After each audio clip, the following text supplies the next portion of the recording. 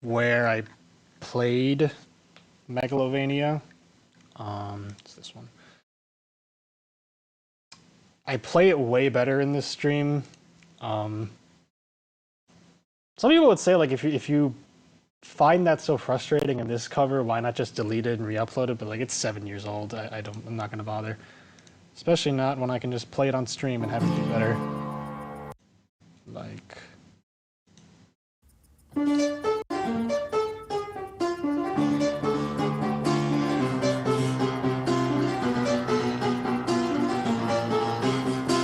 See, I fix it in this one, and I mean in general, I play a lot more like powerful. I play this one.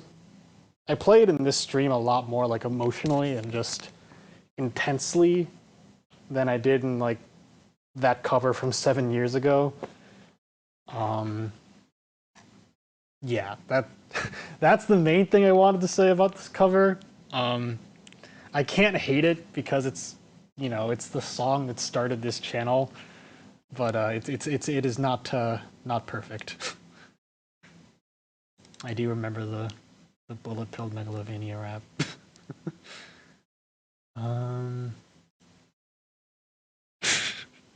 What are you fucking talking about, Double V?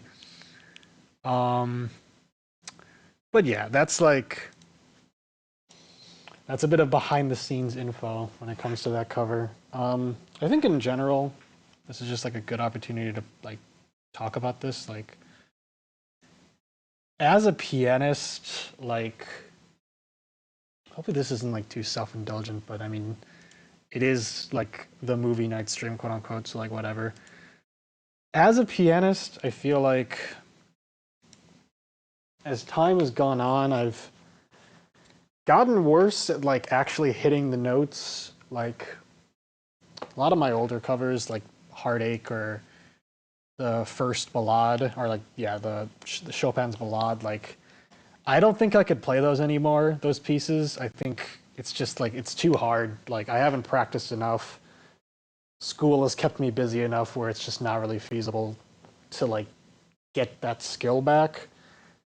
But I try to make up for it with like emotional, like I try to make up for it by putting a lot more emotion into my songs and like into my playing.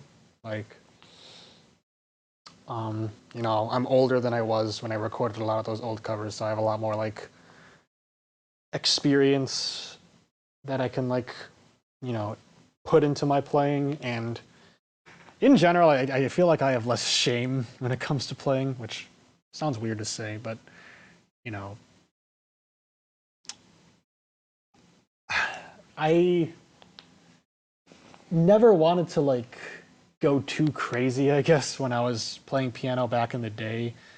Maybe that's not true, but I don't know. Like, I think that there was like a fear back in the day of like being too showy, quote unquote, when I played and like, you know, over like putting too much emotion into it. But I don't care about that shit anymore, you know. If like if I like basically like just start having a mental breakdown while playing, then that's what the piece get out of me, and you know that's what I'm gonna post because that's my experience with the song. So it's just a little bit of like a reflection on like how my covers have evolved over time. I think if you do go back to a lot of my older ones, even if you don't play, you know, aren't a musician, I think you can probably tell going back to a lot of my older covers and then listening to some of my newer ones, you know, there's a lot more focus on like letting the piece breathe, and, you know, getting every bit of emotion out of the song that I can. Which I don't think either approach is like better. It's just kind of something that happened. You should really watch. Is this like a is this like a thing that like they talk about in the anime?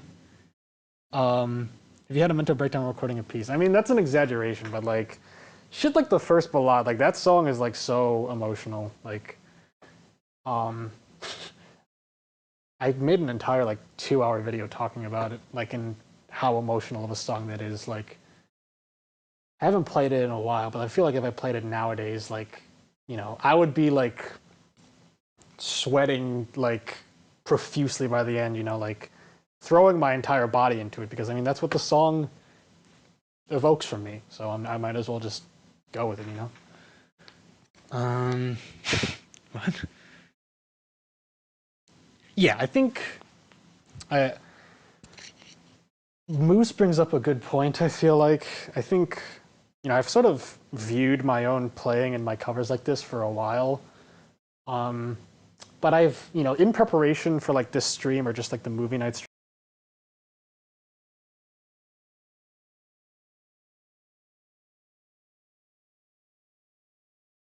covers I honestly would say were almost robotic, which I don't like. But a lot of the covers aren't nearly as um, you know lacking emotion as I initially thought. I went back and I'm like, hey, I actually got the emotion out of the song really well. Better than I thought I would have.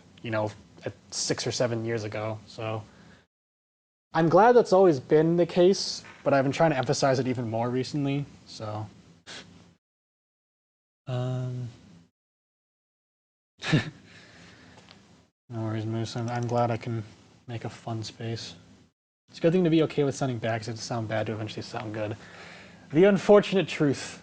I'd love to be able to just be good immediately. I hate practicing. I'm not gonna say I hate practicing, but I hate methodical practicing where like I slow down and like have to take my time with everything because I don't care.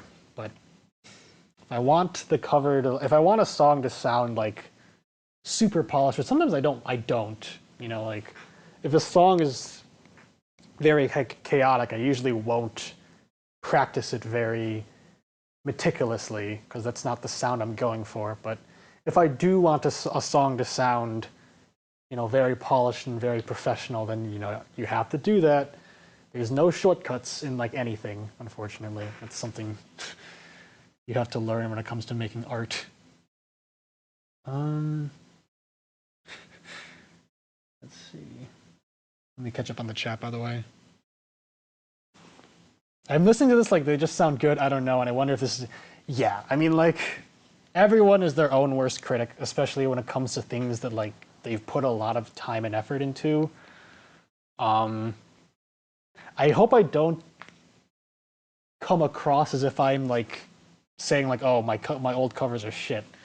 You know, this is more. I'm trying to make the goal is more just sort of giving you guys like a behind the scenes glimpse of like what it is like to make these covers and my opinions on them. But yeah, I mean, I'm sure like every artist on Tumblr whose art I see and I'm like, holy shit, how did a human draw this? This is amazing. If they did like a stream, they'd be like, oh, I drew this character's nose wrong. They'd be like, I don't care. But I don't know. I think it is good to be critical of yourself to a point. I think, you know, it is also helpful to remember that a lot of 99% of the time, people who consume your content are not going to be as critical as you. But I don't know. I think it's fun to reflect about that. That's good to know, Zof. Okay, let's drilling a song. Yes, robotic playing is like my greatest enemy nowadays. I would rather fucking, I don't know, play Yeek. I couldn't think of an alternative, but I will do anything to avoid sounding robotic. Like, it's so easy to. Like, I don't want to throw shade at like, no, I'm not gonna do that. That's negative, but it's like, it's really easy to sound robotic when you're playing because all you need to do is not put emotion into it, and it's like if I had to choose, I guess this is a better way to put it. If I had to choose between sounding robotic and like try harding, essentially, I'll try hard any day of the week, which isn't what I would have said 5 or 6 years ago, but that's just how I've grown.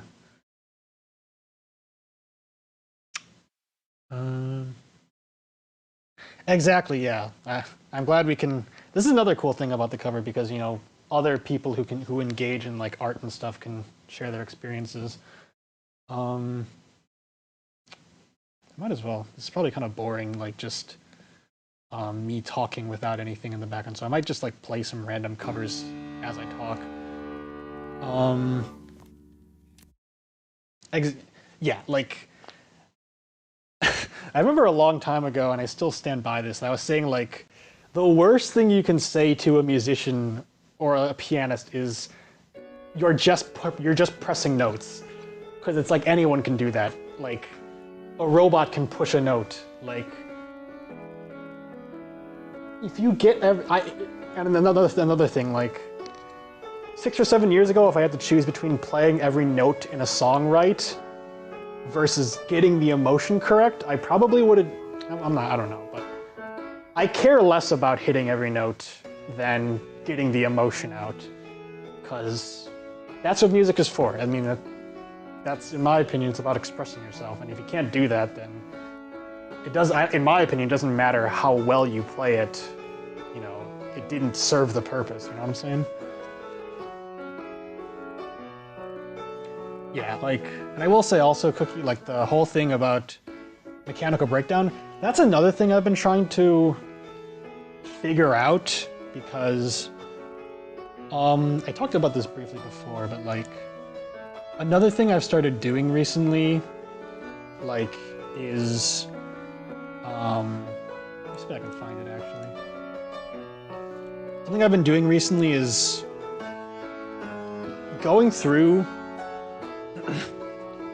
shit, hold on.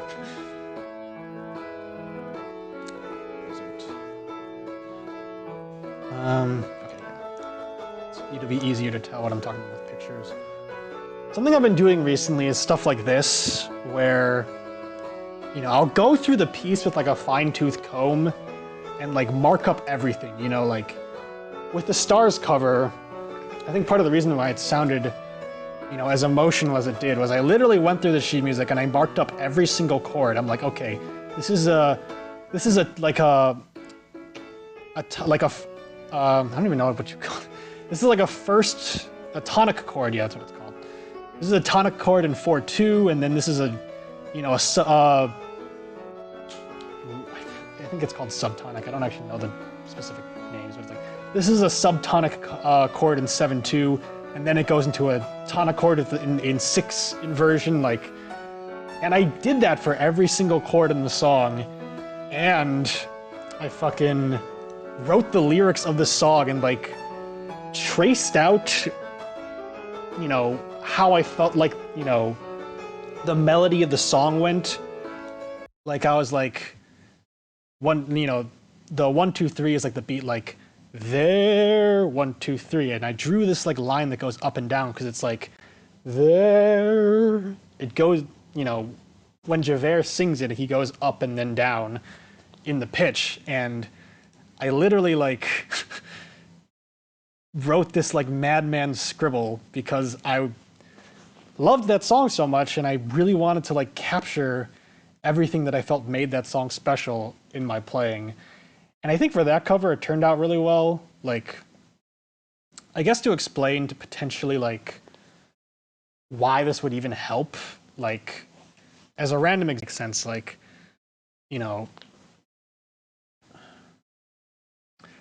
I'm not like jumping topics too much. Hopefully this is like comprehensible to you guys. But like, I guess I can just play this.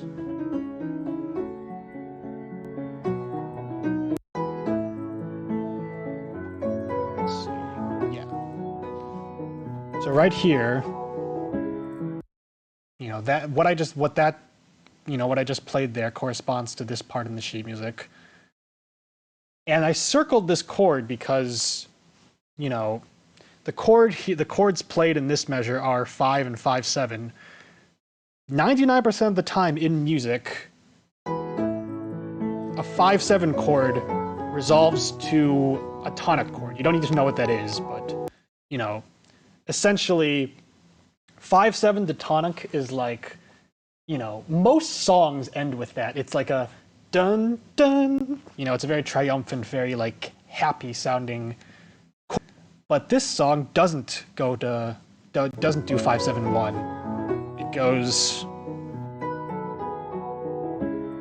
5-7 to minor sixth, and I feel like, you know, the reason the composer did that was to sort of set up the expectation of like, oh, Javert is going to start singing very triumphantly here, but he doesn't.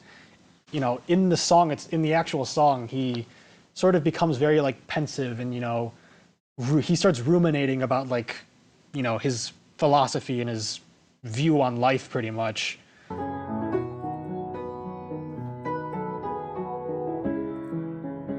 And I really wanted to capture that shift in tone, like, and the surprise in, you know, the fact that that shift is surprising, because you wouldn't expect that level of, you know, introspection from a character like Javert. So that's an example of why doing this can be helpful. As Cookie said, though, I feel like it's not the best option all the time, because, you know, I try to do that with like a couple of my most recent covers like this one, but I realized while trying to do it, like, no, this kind of defeats the purpose, because this song is meant to sound very free. It's meant to, you know, it's meant to sound very like graceful and flowing. So, you know, trying to pin it down, you know, the song plays in an aquarium. It's meant to like sort of capture the image of like water. You don't pin down water with like concrete, you know, terms and stuff. So I didn't mark up the sheet music I did not mark up the sheet music for this one, but I did it for this one because Javert is a very methodical guy, and he's the type of character who would do something like this. So, you know, that was an instance where it was helpful, but, you know, it's not always the go-to. And it's interesting because, you know, I never did this with my older covers. So, you know, I'm still trying to learn, like, when is the right time to do it and when's not, you know? I appreciate that, Moose. That means a lot, dude.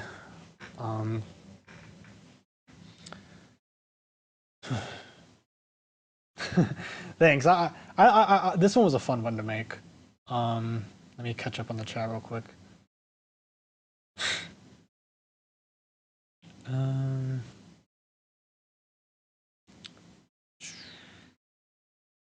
Hold on. You have a really good music. Yeah, I mean, that is an advantage of what I'm doing, which is just making covers on YouTube for free.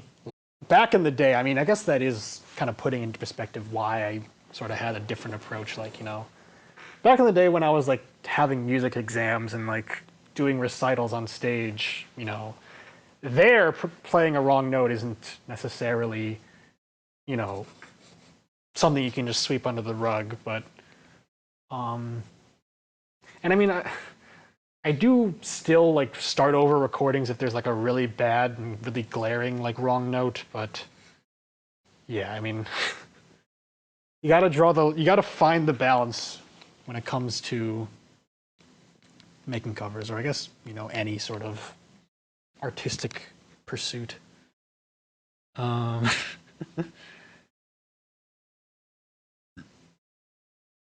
Yeah, like, yeah, Jamal, I think, again, that's not something I did too much back in the day, I don't think. I think when it comes to covers like Tablet, I think you could argue it was both a blessing and a curse, because, you know, this song is very chaotic sounding. So again, I didn't sit down and meticulously practice it. And I think the result is that it sounds very chaotic, so it fits, you know, the original song, but it doesn't sound as, you know, what's the word? There's some inconsistencies in the rhythm. I feel like I don't play it, you know, I don't play it with as much finesse as I want to, but it was kind of the trade-off I had to pick, you know. You know, in a perfect world, I could get both, and maybe I could if I had enough time, but also you have to factor in that I'm in school and I don't have much time to make these anyway. monetize your show. No, I will. I have not done that. I will not force my viewers to sit through ads. No shame on people who do, but that's not what this channel's about.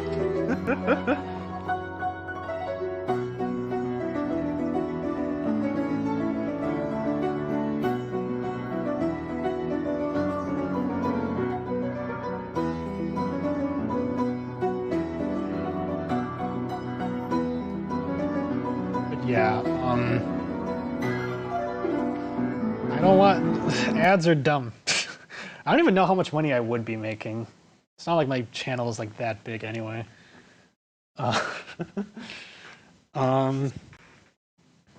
Yes, Banana, but only for songs that... only for videos that contain copyrighted content, which isn't every single one of my covers.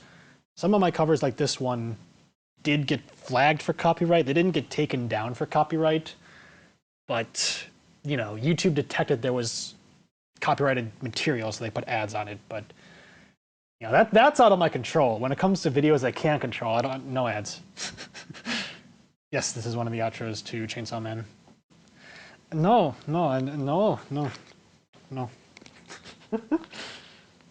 I'm not here for the money. What was I going to say, though? Just to wrap up, I probably will talk about some of the other covers, because I feel like I've kind of been a bit all over the place. But last thing for chat, like, what Cookie's saying about, like, you know, the magic sort of not... the magic having trouble existing when, like, you sit down and make music. Yeah, I mean, that's... There's multiple reasons why I don't make my own music, partly just because I don't have much experience with it, and I don't really know where to start. But also, like, I don't know. I don't even really know how I would go about it, you know? The tutorials are all like, oh, you need to find the right, you know, you just find a chord progression, then build on that. But, like, I don't want to do that. I don't want to, like, have a thing, like, that's too concrete, man. I don't want to do that.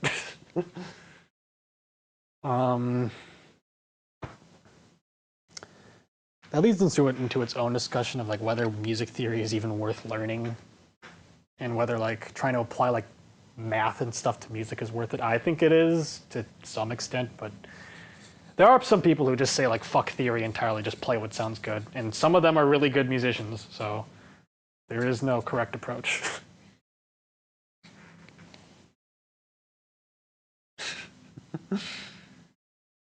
Yeah, I mean, even my parents once asked me, like, hey, do you monetize your videos? Like, I'm like, no. I don't want to.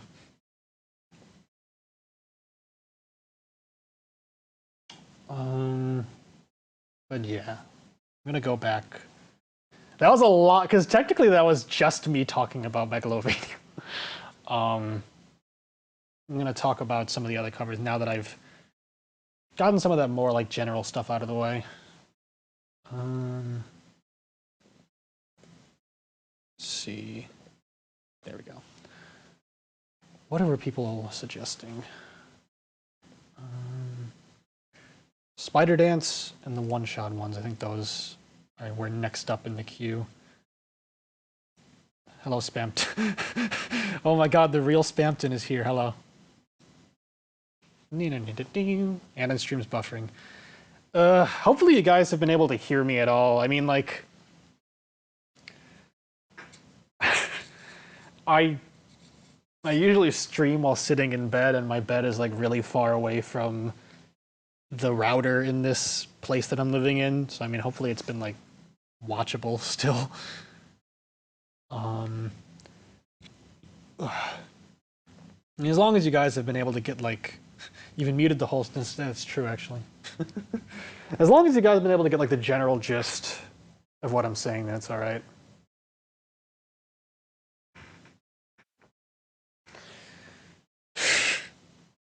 Thanks, Spampton.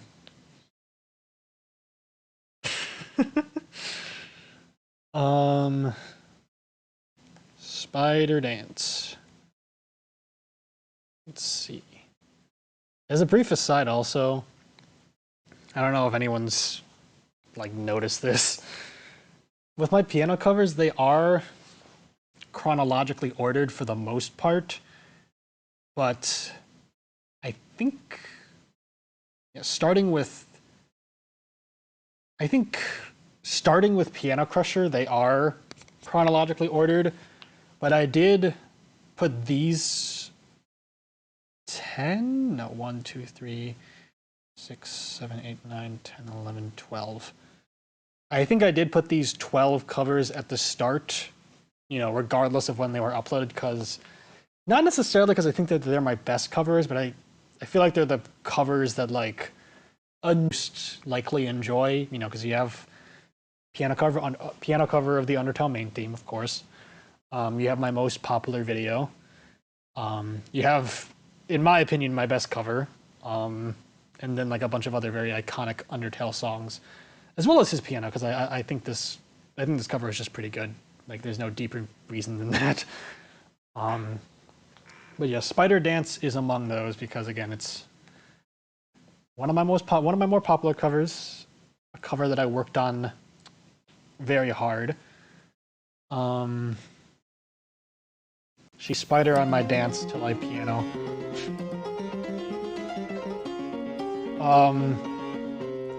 I guess I can also like I'm going into this assuming that like most of the viewers, have been on this channel for a long time, but that might not necessarily be the case. I can just go over like some old lore. Like I think, yeah, I took 119 takes to record this. It was not easy. Oh yeah, I ripped up the sheet music and had to print it out again. It was not an easy song. For a long time, I regarded Spider Dance. Let me like play it in the background. For a long time, I regarded this as like the cover on my channel that was the hardest to play, just in terms of hitting the notes. I don't know if it's still true, but it's definitely up there.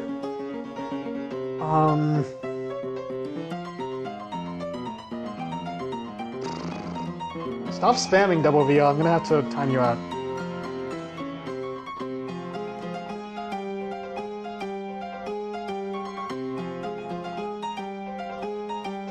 Yeah, I mean, that happens a lot, unfortunately, Zophis. Why is there like...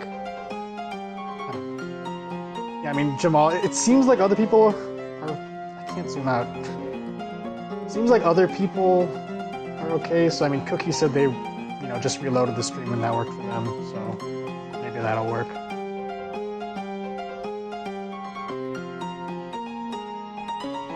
Okay, sick.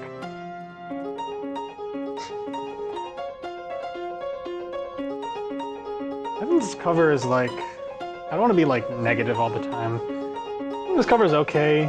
In terms of like hitting the notes, it's very impressive. I can't deny that. I definitely wouldn't be able to do this today. I think there's something missing. I don't really know how to describe it other than that. Like, you listen to the original song, right?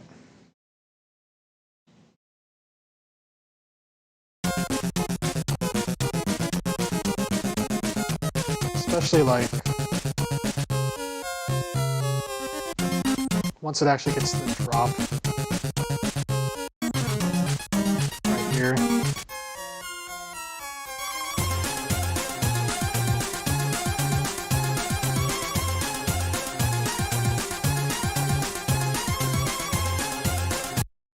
It feels like it has more of a pulse to it than what I play.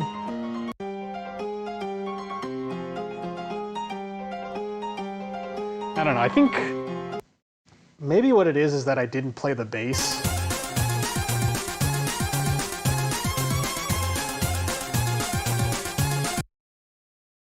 Which, I mean, I don't blame myself for not doing that, because this song was hard enough already. I think, honestly, this cover would have benefited from being a duet. I mean, this was, like, way before I ever had the idea of doing duet covers, but a lot of covers, like, the most recent one, like the I Watch the Moon cover, which you guys should watch, by the way, but a lot of covers, like I Watch the Moon or Bone Trousel, I made those duet, or in the case of I Watch the Moon, trio covers, because the original song is just so complex and has so many things going on that playing it on just one piano wouldn't do it justice. I feel like that's the case with this one. It's such a energetic piece that I feel like, just playing what I'm playing right now, which is the melody and the accompaniment without the bass or anything, I don't know. I don't think it necessarily captures the feeling of the original. But it's still very technically impressive. I will admit that. Thank you, Sophus. I appreciate it. Yes, everyone.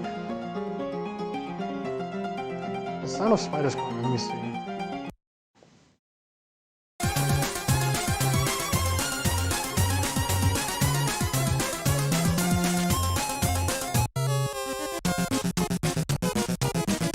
Yeah, I mean, you can definitely get the vibe and stuff like that. It has that energy, and did I really get that across in my playing? I mean, kind of. But what was I gonna say? Yeah, I mean, that's another downside or like another disadvantage of making piano covers. I need to physically play the song.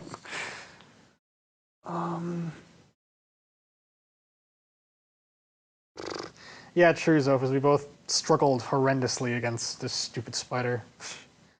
Double V, don't self-promote. Cool, Spampton. Big Shot's a fun one. I don't know if I'd ever make a... I don't know if I'd ever sit down and make a cover of it, but it is a fun song to just, like, mess around with on piano. What was I gonna say? I want to just like throw this on just to shamelessly self-promote to make sure everyone in this chat has seen this video because it's a good video. Let's see. I'm trying to think if there's anything else to say about this one. Maybe I will just for fun and at some point look up like if there's like, fuck, I'll do it right now. If there's any like good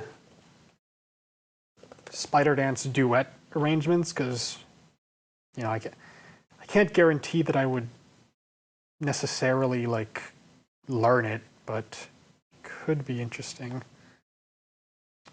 Keyboard. Shout out to MuseScore. Number of parts 2. Is that? That's a duet, but it's like 2 to 2. I guess it could be like a trio as well, but trios are fucking hard. I wonder how this sounds. Shout out to Miscellaneous01.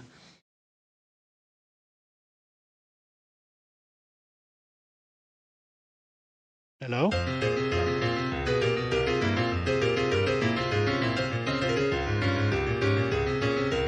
Better.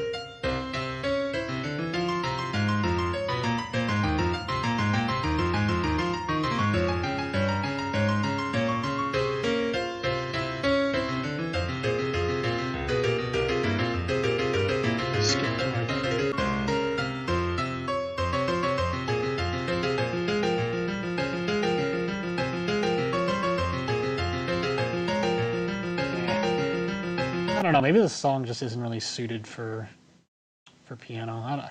I don't know. Maybe I'm just crazy and I'm like, what's the word?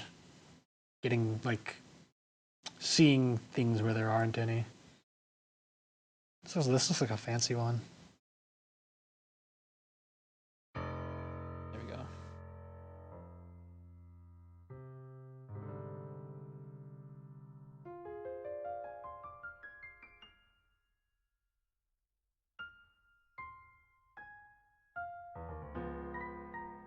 This is like Mafia Tale Spider Dance.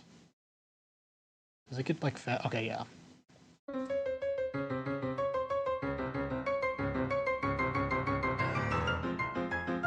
Okay, I kind of like the energy of this one. It's like Bone Trousel mixed with Spider Dance.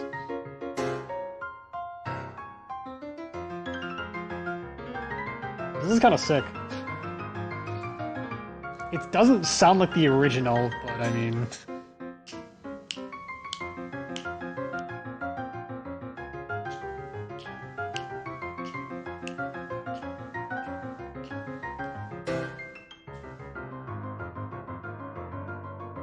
You guys hear this? I don't know how loud this is.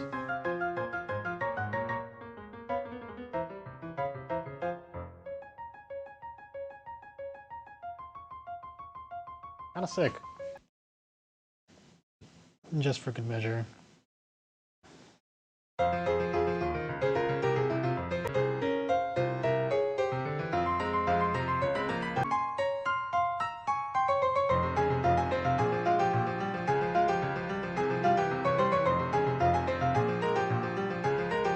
This is better. I think this is more in line with what I was looking for.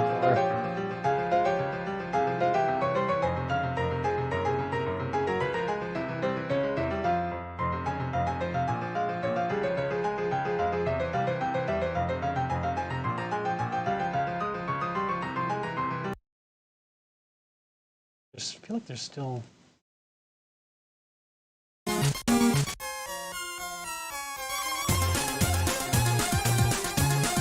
Still feel like there's something, I don't know what it is, but I'm spending a lot of time on this. Bottom line, I think this cover is good for what it is. Is it one of my favorite covers? I don't know. I should also make clear, like, just because I say a cover is good or bad doesn't mean it's objectively good or bad. Like, if your favorite cover is what, if you have a favorite cover and I go and say like, oh, I don't really like this one, you know, that's not like invalidating how you feel about the cover. I mean, that's art is subjective, all that jazz. Is there anything else to say?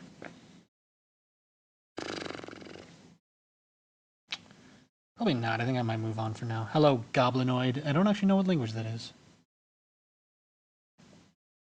Sebastian, did you change your profile picture midstream? I didn't know YouTube like updated to show that. Yes, next is one-shot covers. Again, throw suggestions in the chat if you have any, just at any point, if you have any like covers you'd want me to talk about. Otherwise, I'll just move through the queue. And I'll probably throw up the I Watched the Moon cover at some point because I worked really hard on that one. Let's see. I'm really proud of this one. I think this one turned out really well.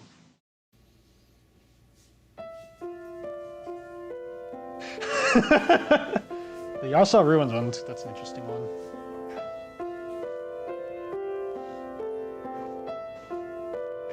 This cover is a good example of sort of the fun, creative problem solving I sometimes have to engage in with this when it comes to these covers and when it comes to this channel. Because literally what I did was, you know,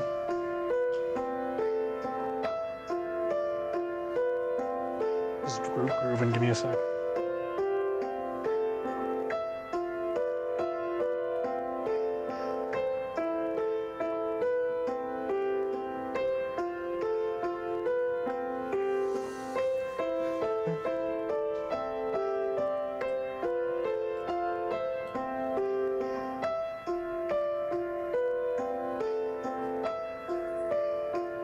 I don't usually listen to my one-shot covers because anything relating to one-shot music just makes me emotional, even listening to my own covers. So I don't listen to these very often. This is a good excuse to do so.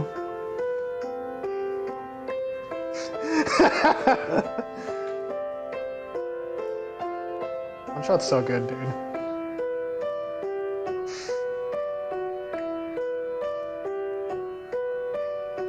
I didn't even... Now that you mention it, I wasn't going to talk about the camera angle, but it is a very interesting one. I don't normally do that. Well, I guess back in the day, I guess sometimes I recorded covers like from the left with the camera facing right, but I don't know how common that necessarily I think part of the reason I did do it is maybe because the song mostly is just the right hand, so I wanted to get a good view of that.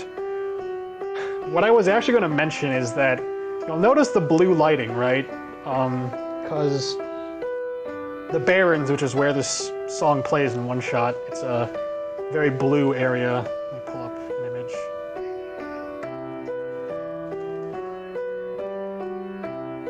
Why did I? Yeah, One Piece. One Piece is a good anime and manga, but that's not what I'm talking about. Yeah, this is what the Barrens look like in game, and I always found the graphical style of the Barrens like super beautiful. Like it's probably my favorite area in the game. So I have a lot of fond memories of this area, and specifically the colors used. So I wanted to capture that in the cover. So literally what I did, I turned off all the lights in the house, grabbed a big ass flashlight, like, I don't know why we had this, but it was like, literally like, it was like the size of like a toolbox. It was like massive, just this massive flashlight. I got a bunch of blue tape because I had some blue tape lying around, and like I stuck the blue tape over the flashlight, and then I pointed the flashlight at the piano. And that's how I got this. And it's like, cause it's kind of fun because it's like, you know, back in the day I had a staunch like no editing rule. Like I did everything in my power to avoid having to edit my videos just because I didn't think that was like a very fun thing to do. I do edit my videos nowadays, but I still try to keep that to a minimum. So like, you know, you could achieve this effect by just going into like, I don't know, After Effects and applying like a filter, but I think it's more fun to come up with like crazy solutions like this. I do have a tripod, thankfully. If I didn't have a tripod, then a lot of my covers would not exist. What was I gonna say? I appreciated the banana. Yeah, I think the little cat feet video cover was really good too. Let me throw that on. No fancy lighting for this one, but it's okay. I think red lighting wouldn't have really worked.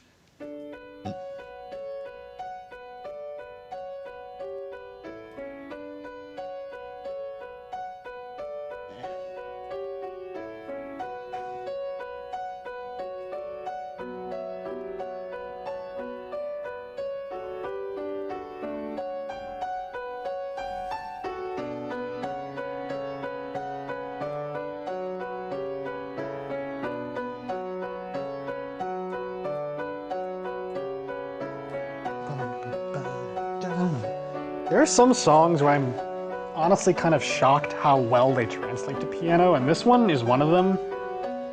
The sheet music, because like the sheet music looks kind of weird. It doesn't look like it would sound particularly good. I mean, that's not a knock against like the arranger, but just like, it looks weird. Like, oh, all these staccato notes with nothing in the left hand and these weird like chords. But then you actually play it and it sounds really good. Like, there's a pulse to the original that I really love, and I feel like that comes across really well in piano. It was kind of neat. I wasn't expecting that.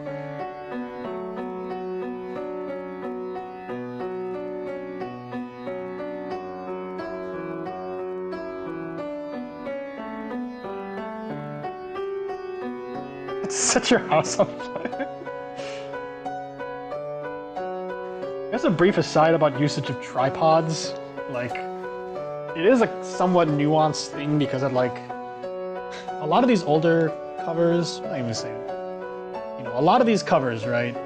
Any cover where it's like, it shows my body like this and not just my hands.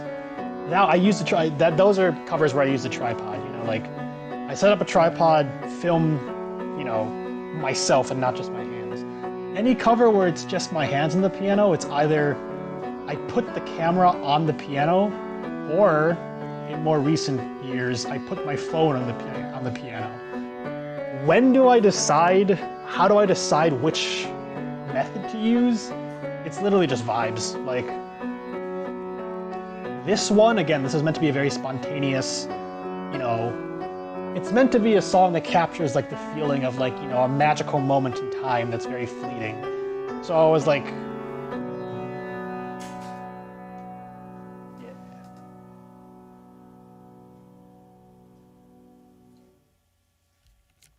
Nice. Um, what was I saying? I got a little lost in the music there. But yeah, like the aquarium cover was meant to be like a very spur of the moment thing. So I was like, fuck it, I'm not charging the camera. I'm not. I kind of wanted the quality of the video to be a bit low because I felt like that would make it feel a bit more genuine. So I just like, fuck it, I'll throw my phone on the piano, record. Um, when it comes to like, um, I will say also, yeah, like recording on my phone also makes it a lot easier to upload because literally recording on my phone, I put the phone on the piano, record, end the recording, upload to YouTube. It's that simple. With the camera, you know, I have to grab I have to film with the camera and then like plug the camera into the computer, copy over the file, and then upload it, which is when I'm like in the zone and I'm really feeling it, I usually don't like taking that extra step. So, you know, it's sometimes a matter of that as well. But like some of my more, if you could say like professional or like more polished covers, like Ideal on the Real, and you know the main melody of the I Watch the Moon cover, you know, those ones I used the camera and you know I used my camcorder because I wanted a more like I wanted higher quality sound because I mean I like my covers that I record on my phone, but the sound quality is not particularly good. um, Rigid determination. Yeah, that's a really good way to put it, actually. I want to put it on, but I feel like if I put on the original song, I'm going to start crying. One Shot's really good, guys. Go play it. Um, what are there like? I have a few more One Shot covers. This one's good. And then this was the last one I did. I guess it's like a brief story. You know, longtime viewers will know this, but I think it's just a fun thing. Like, when I made these covers, back when I still had a Twitter account, I tweeted out, you know, every single one of these one-shot covers. I think I tweeted, you know, I added a Night Margin on Twitter, who was like the composer of One Shot, and she listened to like pretty much all of them, and we're like, oh, these are really fucking good. That was a very, very nice moment as a pianist, and the crowning achievement, which is really funny to think about still, like Eliza, the main developer and like programmer of One Shot, she was doing like an Undertale playthrough stream, and the Chad Saga, like one of my viewers, I think it was Saga at least, suggested to Eliza like, hey, look up this dude called Shao Andy. He made some One Shot piano covers, and she straight up like listened to them on stream. It was crazy. I've told this story like a billion times, but like, yeah, what happened was you know, I was at Denny's just like chilling, and someone messaged me saying like, "Hey, bro, you know, Eliza is listening to your covers on stream," and like I tuned in, I put on the stream, and I literally like my brain couldn't really understand what was happening because I was hearing my piano cover audio with her like talking over it, and like when it hit me, I literally like fell over. I was like, it was too much. It was it was wild. It was very cool. Saga's a cool dude. Rigid determination. I think.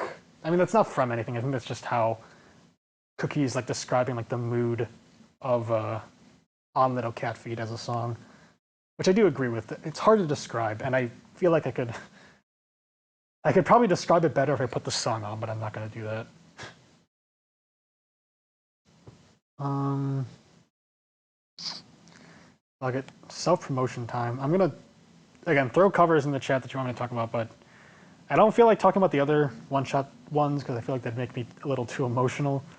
I'm throwing this on and forcing you guys to listen to it because I worked hard on this one.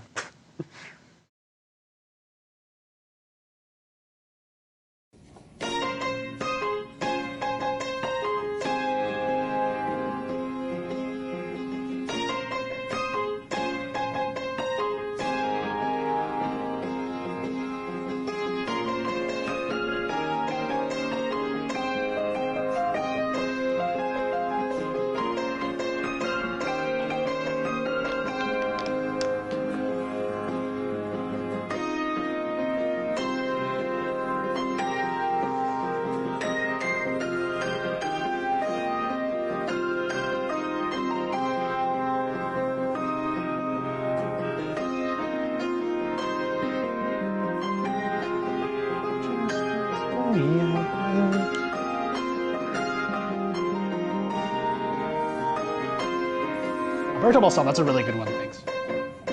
Thank you, yeah, that was a huge consideration when it came to this cover. I knew from the moment I decided I wanted to cover this song, like, it was actually Zophis who kind of gave me the idea, because he told me, like, oh, you know, the city in the background of your latest covers is really fucking cool. So I was like, okay, this song is perfect for, like, that, you know, walking through the city at night vibe.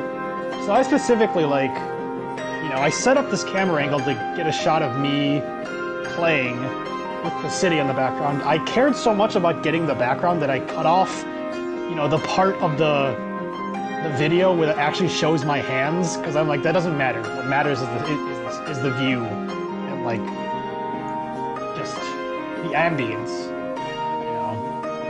And more behind the scenes stuff, I literally, like, I spent like 15 minutes like moving. There's like a lamp in that room that, you know, provides light. I moved it around for like 15 minutes trying to find the perfect location where it would be bright enough to tell what was going on without being so bright that it would drown out like the natural light of the city. I worked hard on this one, guys.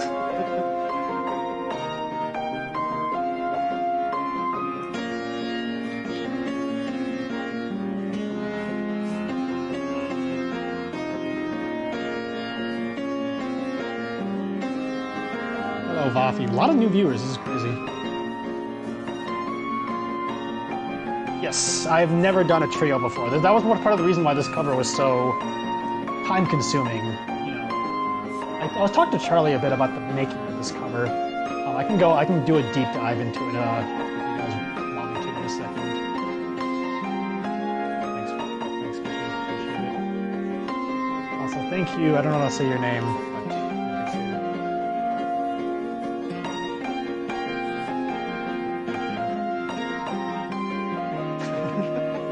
Thanks.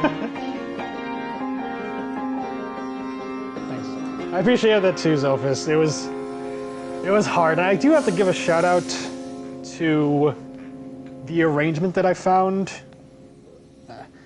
I might as well just indulge myself and talk about. Wait, no way. No way, no way, no way, no way. Hold on. Did they delete it? No, they did. Okay, thank God. I was going to be very upset if that happened.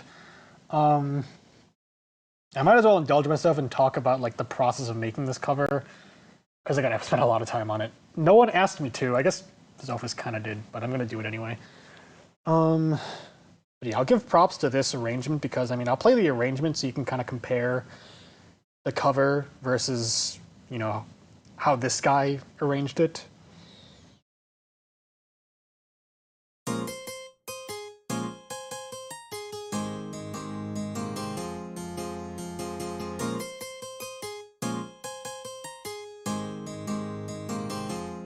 So you can see, like, I don't exactly know what the instruments are, but there's like a guitar, there's like a mellophone, I think.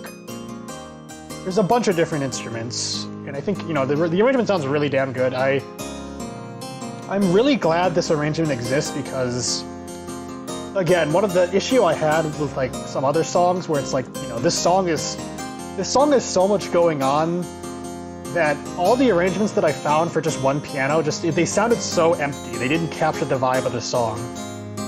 So when I heard this arrangement, I was like, yeah, this is the one. I just need to go through the ridiculous task of turning all of this into an arrangement for 2 pianos, because I originally wanted to do it for 2, and then I realized that was impossible. So what I did, let me see if I can find it.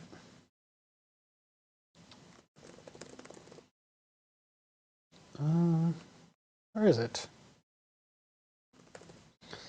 Maybe I should just open up MuseScore.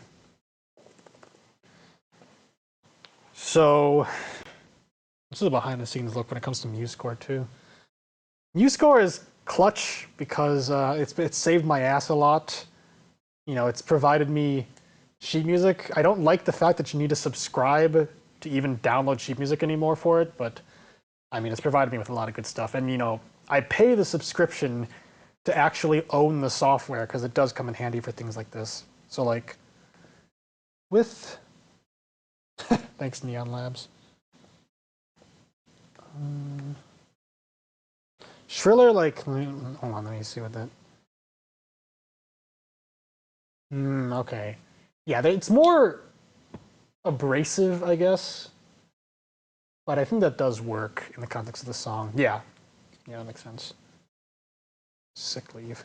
Oh, good night, Banana. Thanks for tuning in.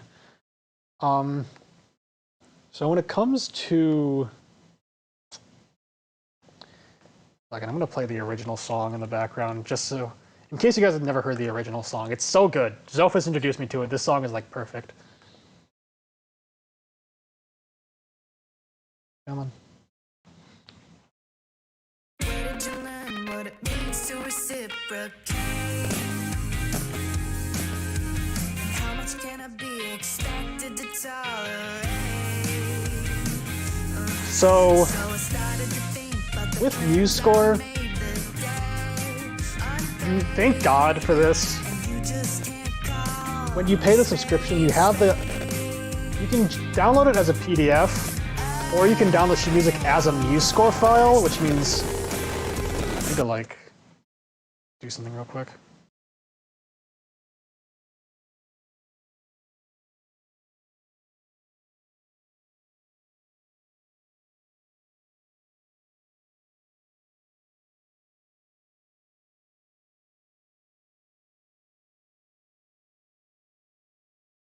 Did everyone ever? Okay, there we go.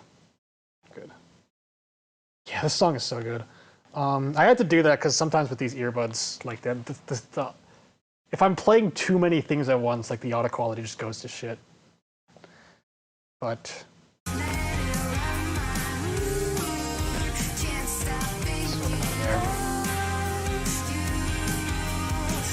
with MuseScore, you can download the actual MuseScore file.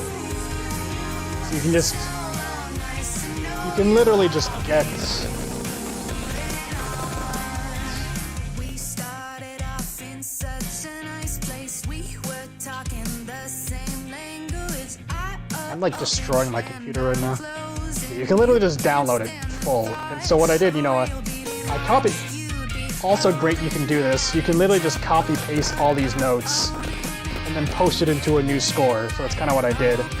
But it wasn't necessarily that simple. Like, any cover that I do on this channel where I have to mess around with MuseScore is an arduous process because it's like, sure, you can copy paste all the notes, but then you have to like, you have to deal with MuseScore, you have to figure out which notes should go with which piano.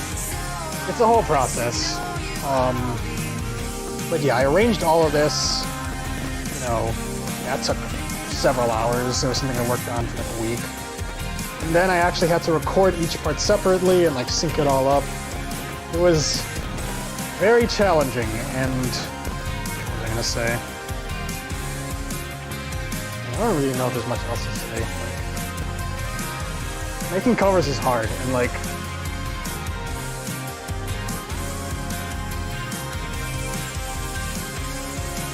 might as well like show this off. I don't know if you guys really think so. I don't know if you guys necessarily know what goes into. Oh shit, those are unlisted videos you guys are seeing. Give me a second. You guys are not supposed to see those. Well, fuck it, let me click on this and scroll down. So literally what I did, right? In general, so I don't know if you guys really know how I make these duet covers, but what I do is, let me pull up my piano covers again.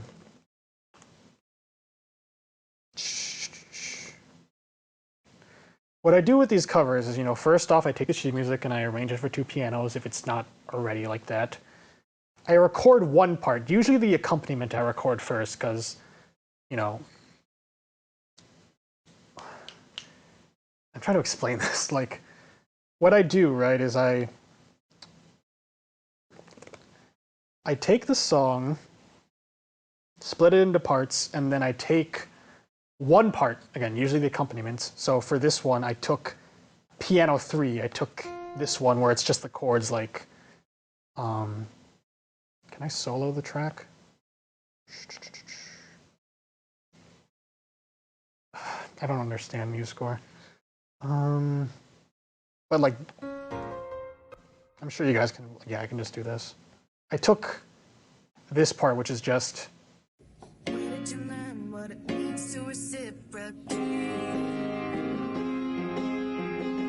I took the bass, the part that's the bass. I started recording, and then with my earbuds, you can see I always have earbuds in when it comes to these duet covers. What I did, I started playing the original song in my earbuds and played the accompaniment part while listening to the song so I could stay on time and really, capture the feel of the song. So, because I'm wearing earbuds, the only thing the camera actually captures is the piano, but that way I can ensure that the accompaniment is on time with the real song, because I'm listening to the real song the whole time. But then, when it comes to recording the second, and in this case, third part, just listening to the song isn't enough, because I explained all this to Charlie, like, if I took the second part, which is like this higher accompaniment here, like,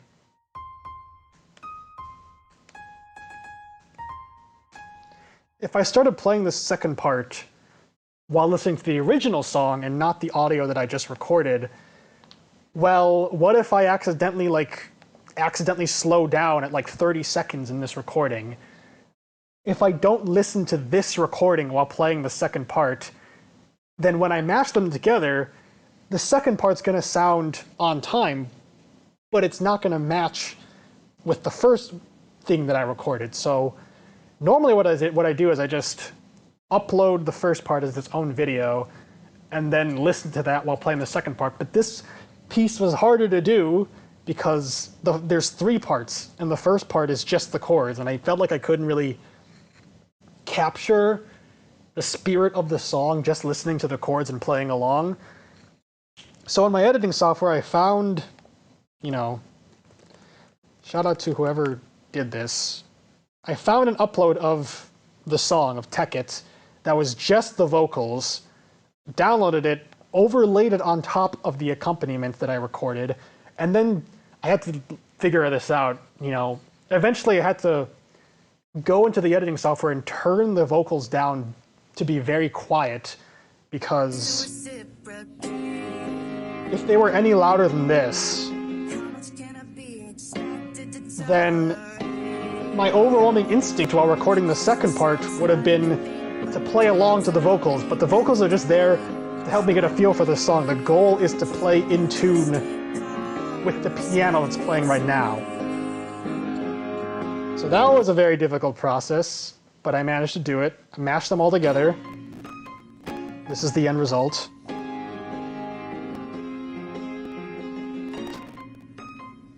And then finally, take this song, play it in my earbuds as I play the actual melody part, which is this part right here. And then you mash all of that up together in MuseScore. You mash all of that together up in editing software.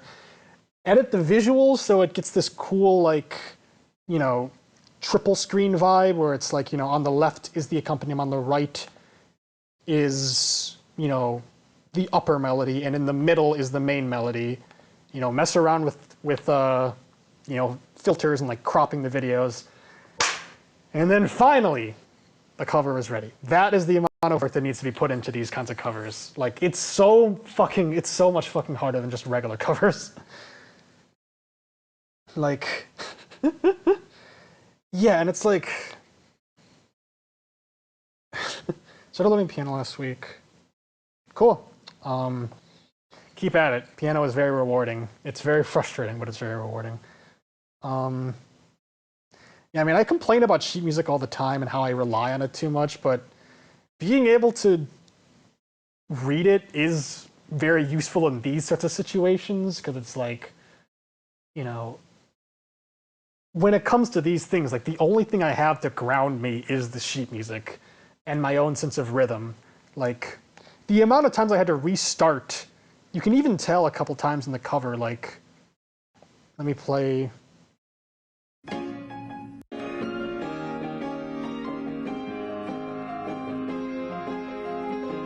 If you'll notice, and this is me being very like picky, but like the part where it goes dun da da da da da dun.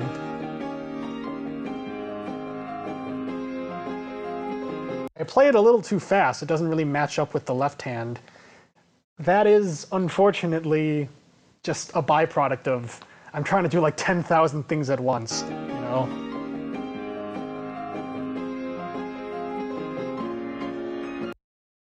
But I think my approach works.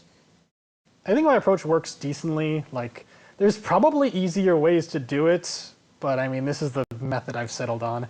It's the method that, you know, despite everything I've said, it's the method that requires the least amount of editing. So it's the one I go with.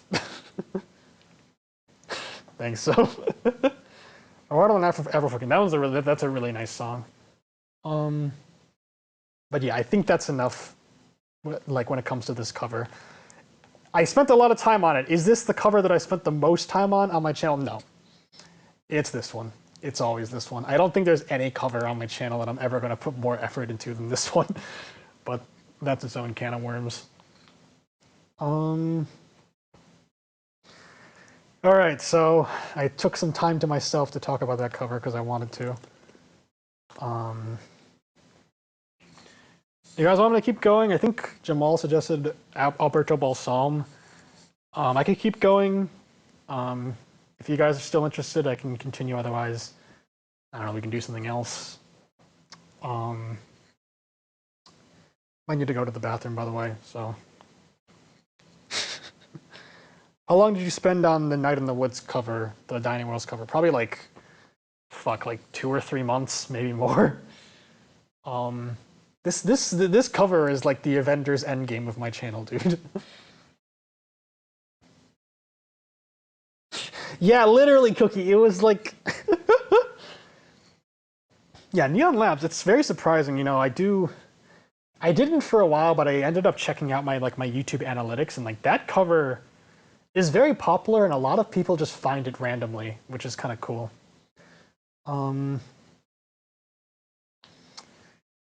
Yeah, I'm gonna go to the bathroom real quick. If you guys want me to talk about yet another like, just absolute like, roller coaster of a cover, I could talk about Die Anywhere Else. Otherwise, I can talk about a different one. Well, we got one vote, so give me a second.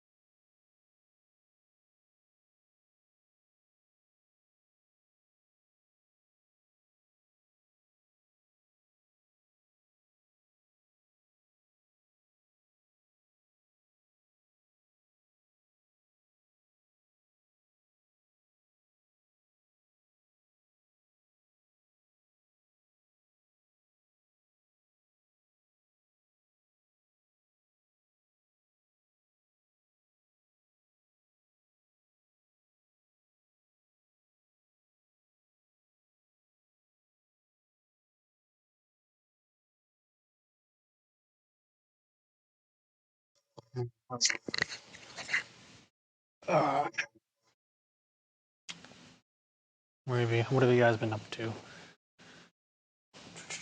Another vote for sick. Yeah, there is. Oh, there's two actually. Yeah, no, I forgot about that. There's Undertaker theme and Sami Zayn's theme. Oh, I know it's called. Yeah. Those are fun ones. I guess I'll talk about dining. I might just end this stream after talking about Dining Anywhere Else and like do a movie night part 2 because this talking about this is like gonna exhaust me because it's such a long story. And I told this story like 1,000 times, but might as well tell it again.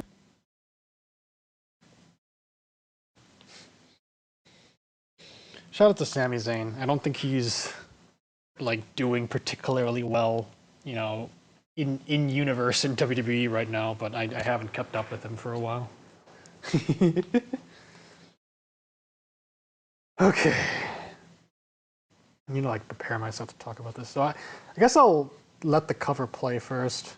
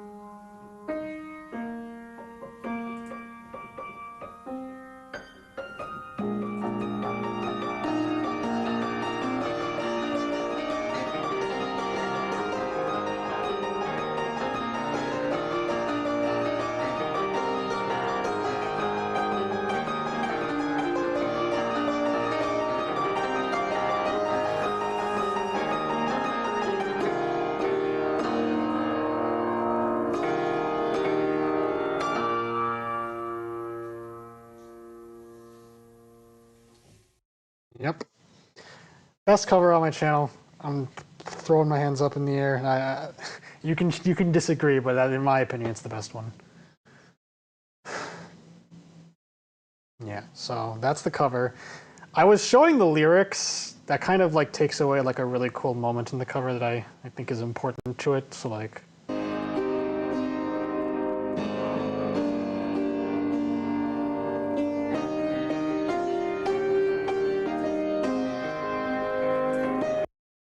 yeah, that little fade in to like reveal, hey, it's actually a duet cover. Surprise. So we see how well I remember this story because it's been a while since I told it. Yeah, oh god. Oh my god, I'm gonna cry. It's really funny because I played like what, like 5 hours of Night into the Woods, did never beat it, haven't played it in years, and yet this one song from the beginning of the game like is one of my favorite songs ever, and like gave resulted in one of the best covers I've ever made. And it's like, it's such a perfect song. It's so good, dude. It's okay, Cookie. So the story, right? So buckle in. So transport yourselves back to 2018, April 2018.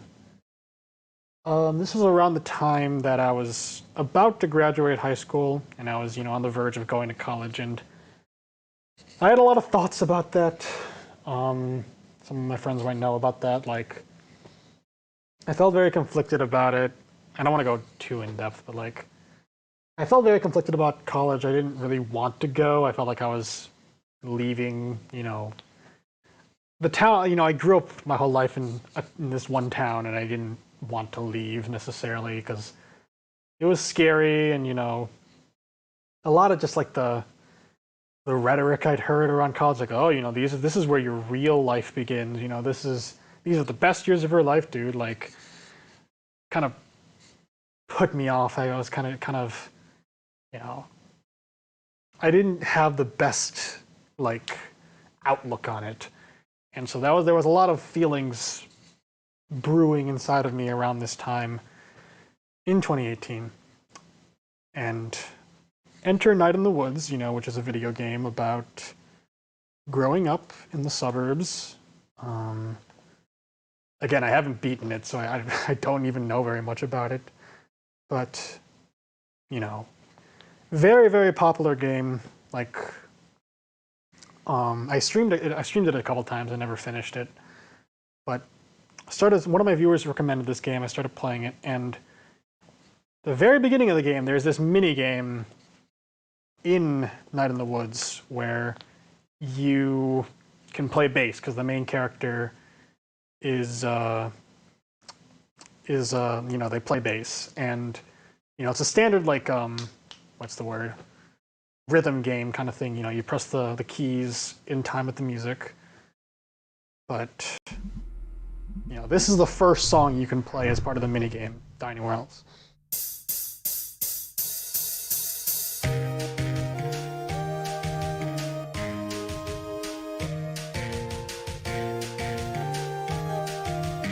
And again, I don't know. Is it?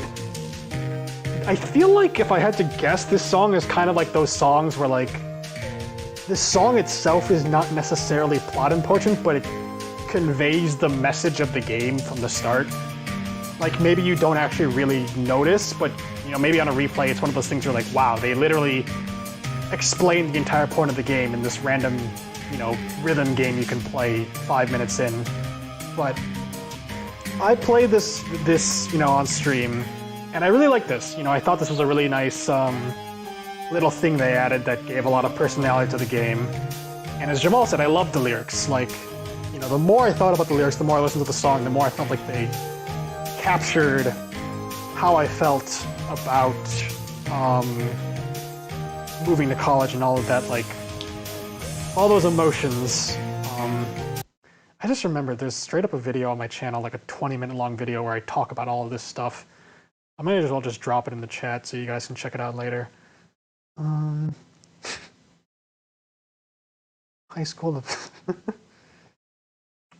Hello. That's an unlisted video where I talk about the process of making the cover. I get very excited in that video, but I might as well explain it here anyway. So, I really like this song. A lot of the lyrics sort of captured how I felt, like, the feeling of growing up all your life in like a small town. The name of the song, like, I Want to Die Anywhere Else, the idea of like, I don't want to spend my life cooped up in this one place. I want to go somewhere else, which kind of sounds contradictory to what I already talked about, but you know, it was a contradictory thing, you know. I didn't want to go to college, but at the same time, you know, I couldn't deny, like, you know, there is more to life than just living in this suburb, you know. As much as I might not want to admit it, like, you know, it's probably, I'll be able to experience more things if I decide, you know, to go out there and, you know, put myself out in the world. And so, you know, I was like, hey, you know, I'm gonna cover this song. I might as well make a cover of it. So, well, I don't want to look it up, but I found an arrangement. I don't know. I don't want to look it up because I'm about to flame it, but I found an arrangement of the song that was like, it was okay. It really, it didn't sound correct, I think. I think that's part of it. Like, if it just sounded kind of underwhelming, this cover might not exist. But specifically, the arrangement I found it didn't sound like, it felt like there were wrong notes. So like, I got really frustrated about it. I was like, God damn, you know, I love this. I'm really feeling the song. Want to make a cover, but the only sheet music I can find that is for a single piano is, you know, is just, it just doesn't sound right. Well, damn, I'm stuck. But, it, you know, I kept listening to the song. It kept sticking in my head. And I was like, fuck it, I'll keep looking. And I found this arrangement, which, like, shout out to 4-Piano Orchestra, because this arrangement is, like, insane. Like, this is probably one of the best sheet music arrangements I've seen of anything. Like, you might have noticed when I played the original song, it doesn't necessarily sound like this arrangement. Like, this arrangement, you know, sounds very melancholy. It sounds very...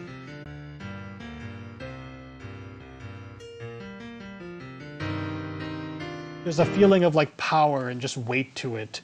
But the original song is very, like, energetic. It's very, like, peppy, like...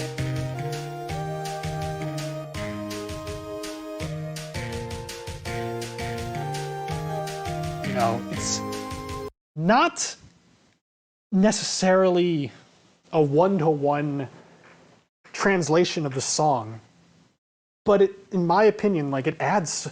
The way I described it was, like...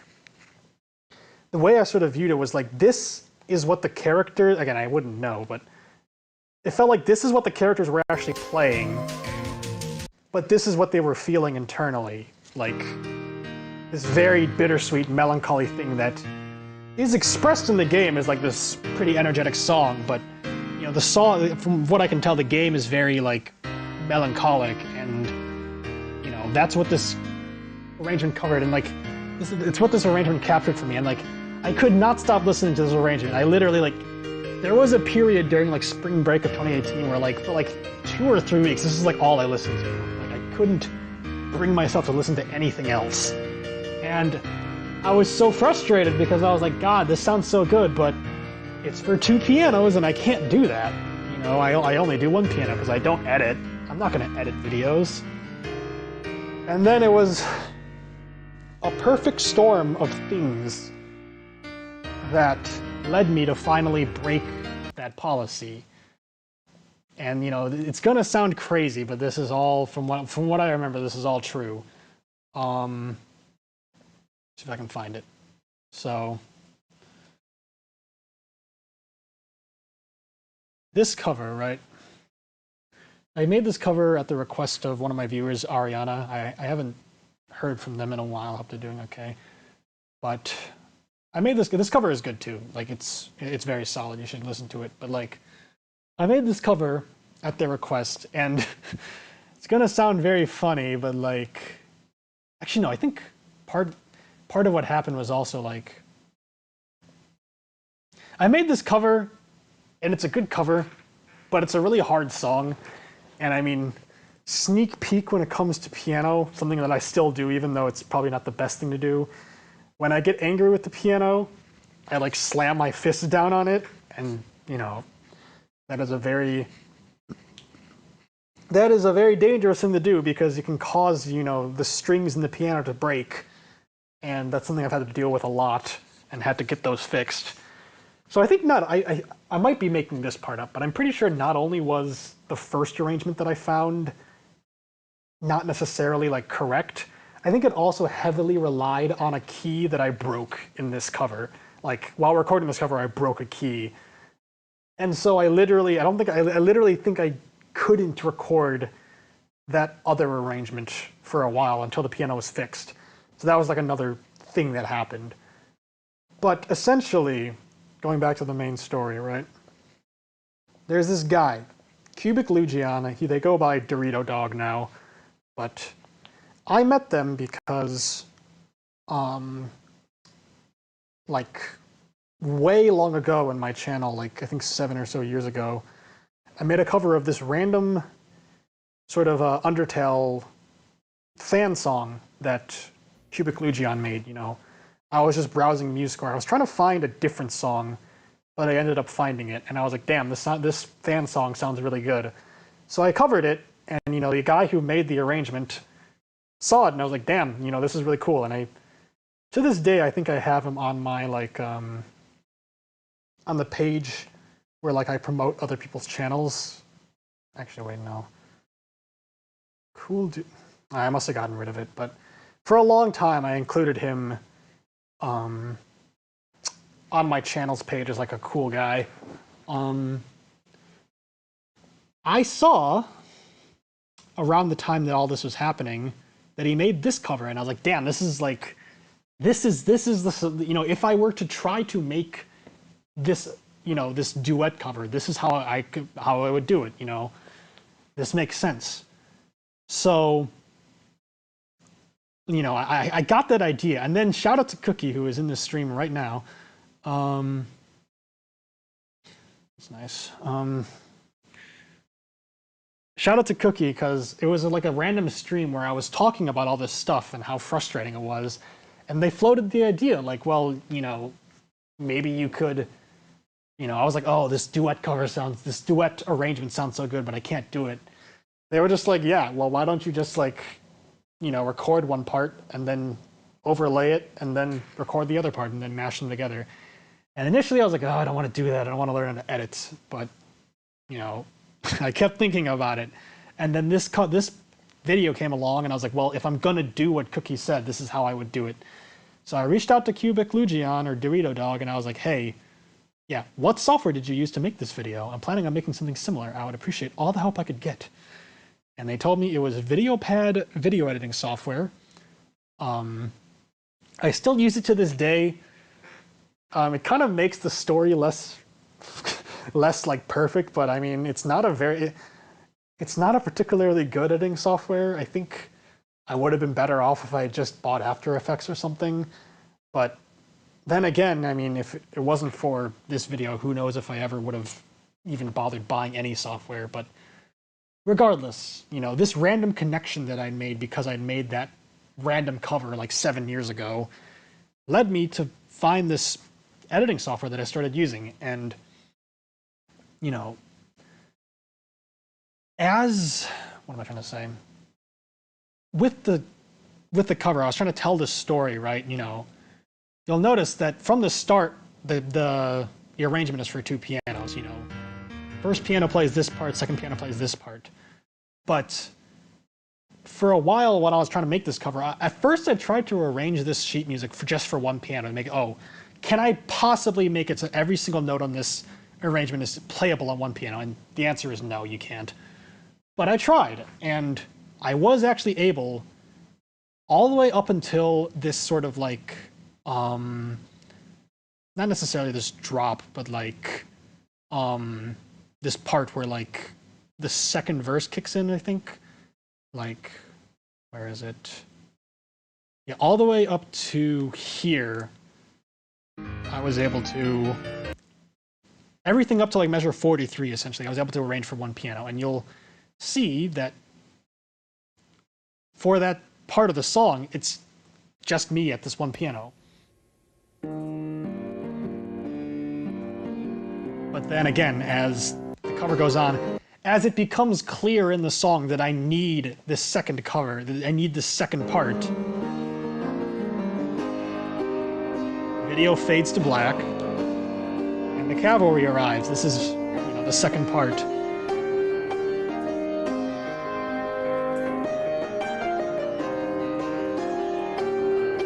And that was sort of meant to represent, visually and like, in terms of audio, like, that is the shift that I had to make, that was the moment where I accepted, like, okay, I do need to change. I do need to change my approach here, and you could say that, like, that's my willingness to change my mind about editing, you could argue was like sort of a microcosm of just me changing my mind about college and deciding that I was like, okay, fine, maybe this is for the best. So, I resisted at first, but then eventually make that change, evolve as a channel, open up a whole new world of possibilities with this method that Cookie suggested.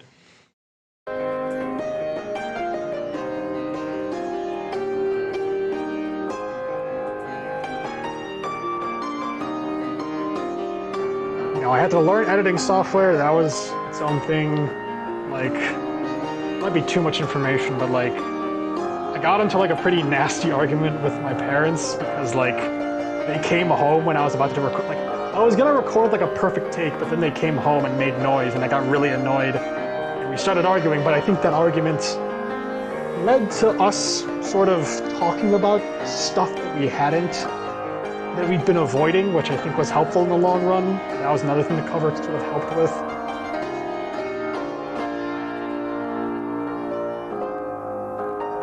And like, yeah, like, I don't think there's any cover that I put more effort into than this one. It took me like 2 or 3 months to find the right sheet music, to learn the editing software, I needed to figure out the method of like, okay, well, how am I actually gonna do this? And this is the cover where I figured out like, okay, I'm gonna record one part. I recorded this accompaniment part first. Literally what I had to do, you'll notice actually,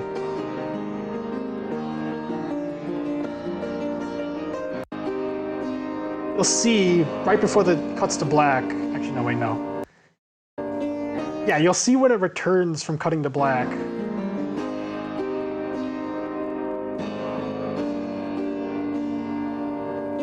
I pull my hand like down really fast, like, because what I did there was I pressed a button, I pressed the button on my earbuds, like the play button, because literally I needed to sync it up where I recorded the accompaniment first and did that while listening to the original song, or listening to the arrangement, uploaded that as its own video, pulled up the video on my phone, and then because the accompaniment only kicks in 54 seconds or so, specifically at this part of the song, this specific part of the song, I had to reach up, press the button at the exact right moment, accompaniment kicks in, and then I have to sync, and then I have to keep playing, in time with the accompaniment.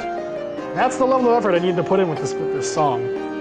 And like, at the very end, like, video pad started glitching and it just refused to export, and that was its own problem. And that nearly like caused the cover to not get uploaded, but then I figured out how to fix that, and all that resulted in this. Best cover on my channel. I don't care. Like, in my opinion, I don't think I'm ever gonna make a cover better than this. Yeah, and it's like, I don't think there's any cover that like, I mean, I don't know, but I doubt there will be a cover that is more personal than this in the future. Like, a cover that represented all, like, this is such a good snapshot of like what things were like for me back in April 2018, just in 2018 in general. Those very conflicting emotions I felt about going to college and all that. Like, I was able to capture all of that with the help of, again, another reason why it's the Avengers Endgame on my channel is because so many things had to line up for it. Like, Cookie needed to give me the idea. I needed to know Cubic Lugion. I needed to break that key because I was suggested that song by another viewer. Like, all these things perfectly lined up to make this cover that helped me out so much when I uploaded it at the time. And the reception of it was super good. It got a bunch of views, and like so many comments were saying like, "Oh my god, this cover is amazing." Yeah, This is like this cover was the culmination of like the 3 or 4 years I'd spent on YouTube at the time. That's as simple as that.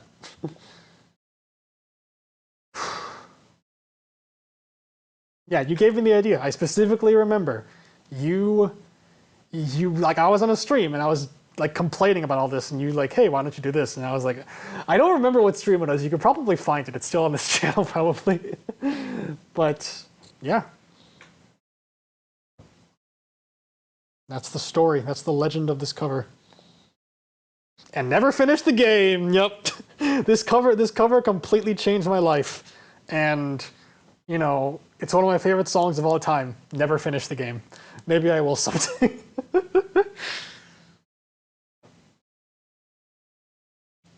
But yeah, hopefully that was a fun story. Hopefully that sort of got across what it was, you know, what it was like to make this cover. Yeah.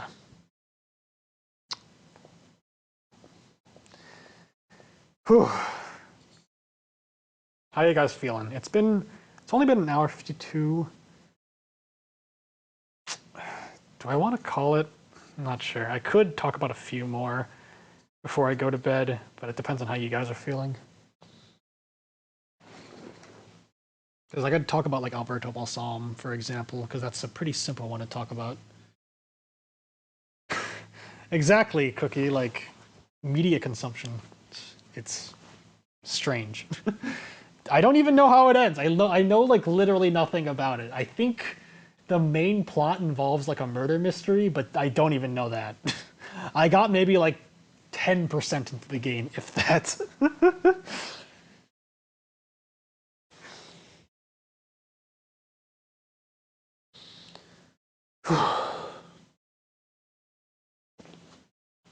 Appreciate it, Jamal.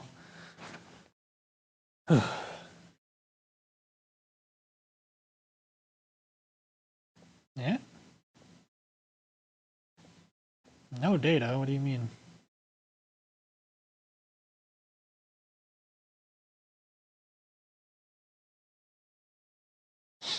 Okay, good. Okay, I can do a couple more. Yeah. I'm sure if I played it, I would love it. It's just...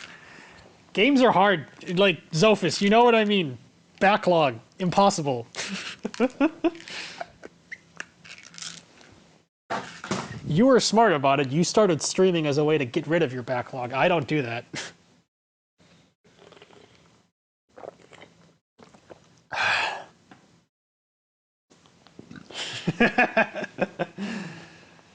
All right. Let's throw on Alberto Balsam. This will be nice because it's a much simpler cover to talk about. It's not like it's not a you didn't have to cut me off lore level cover. This is definitely I would put this in like top 10 or so covers. It's very, very good, and I think it does deserve to be as popular as it is. It's one of the most viewed covers on my channel.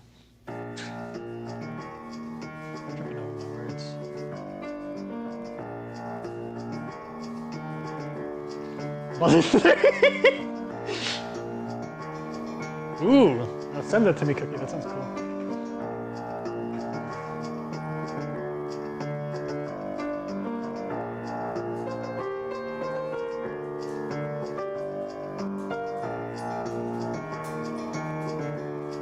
Nice. I finally cracked and made a. I didn't want to make a backlog for the longest time, but I finally did. Regardless.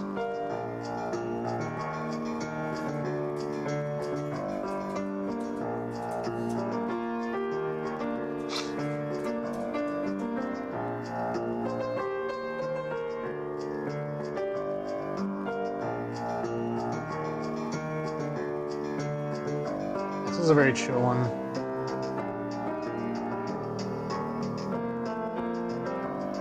What is that? I can link my backlog at some point.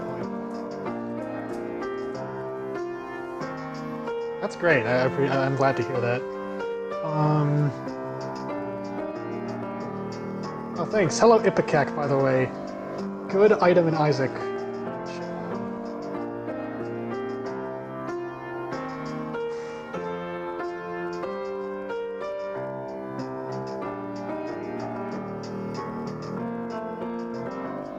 Yeah, so this cover...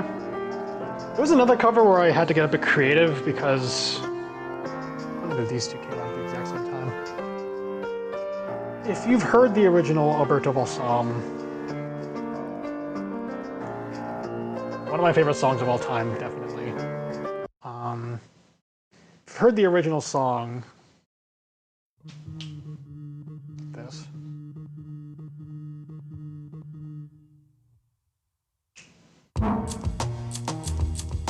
You can immediately hear that the percussion is an extremely important part. You know? There's the main melody, but also there's that like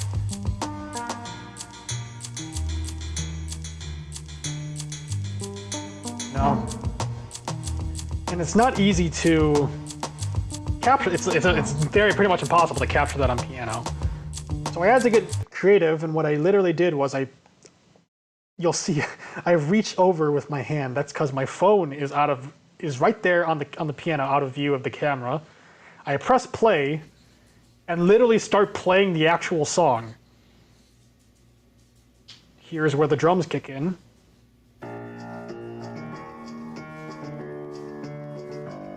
You know, I have the song playing, and it's like, you know, normally that will present a problem because, you know, playing the song while you're playing it on piano, you know, there might be echo or like an overlap, but because the melody is kind of quiet in the original song anyway, and because obviously my piano is louder than my phone, you can't really hear the original melody from the song. You just hear the piano, which is, you know, well, what I wanted to be captured in the video.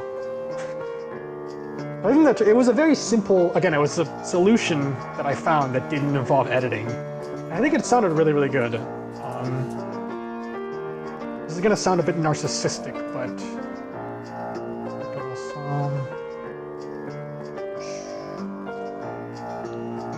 I actually have a playlist on my channel solely dedicated to remixes of Alberto Balsam because I like the song so much.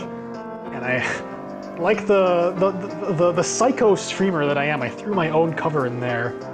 And interestingly enough, I have a cover dedicated to Avril 14th and you know, different covers of Avril 14th, but I don't have because I did a cover of Avril 14th, but I don't have my own cover in this playlist because I don't think it's, in my opinion, I don't think it's good enough to warrant being in there. But this is a cover where, you know, I made it, but I can still come back and re-listen to this, and, you know, vibe to it. So I'm very happy about it, I'm very proud of it, and I'm very glad that it seems like it's been able to draw in a lot of just random people, because I don't think there's too many piano covers of this song anyway, so.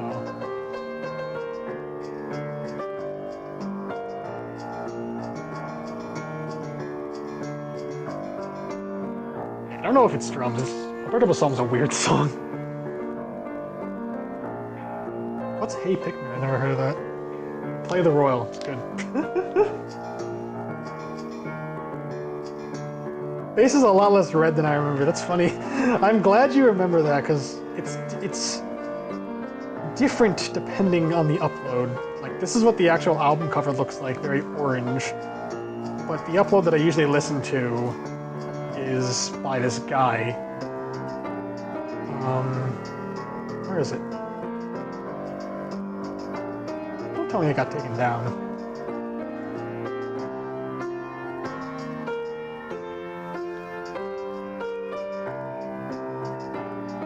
Yeah, the cover, the version I usually listen to is this cover by, this upload of it is by this guy named Vatipiru Vara. For some reason, the face is redder. I don't know why, but I kind of like it. I think it adds like a different vibe to it, even though the song is the exact same. And yes, the face is creepy if you haven't heard the song. I've listened to the song so much that I don't mind the face at all. I kind of find it soothing, but yeah. I really like this comment that someone left. Going over comments could be like a fun thing, like comments people I like from people, but this is really high praise from this guy, Caricature Party.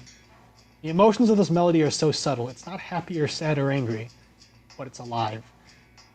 That's I'm very glad that I was able to capture that, because it's a great description of the song. There's something so unique about the song, right? I'm glad I managed to, you know, do it justice. I think there was another... a lot of really nice comments. I think there was someone who said like, "Oh, this is the best piano cover of Albert Double Psalm on the site." Just a lot of really high praise like that.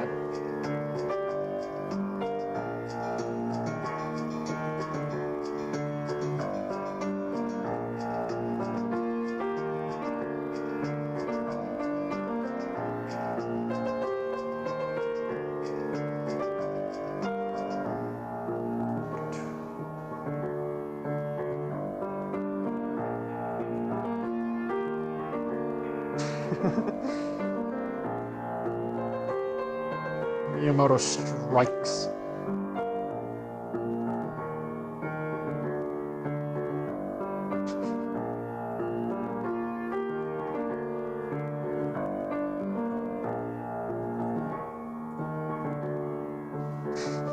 And then it actually comes out in 2023, insane.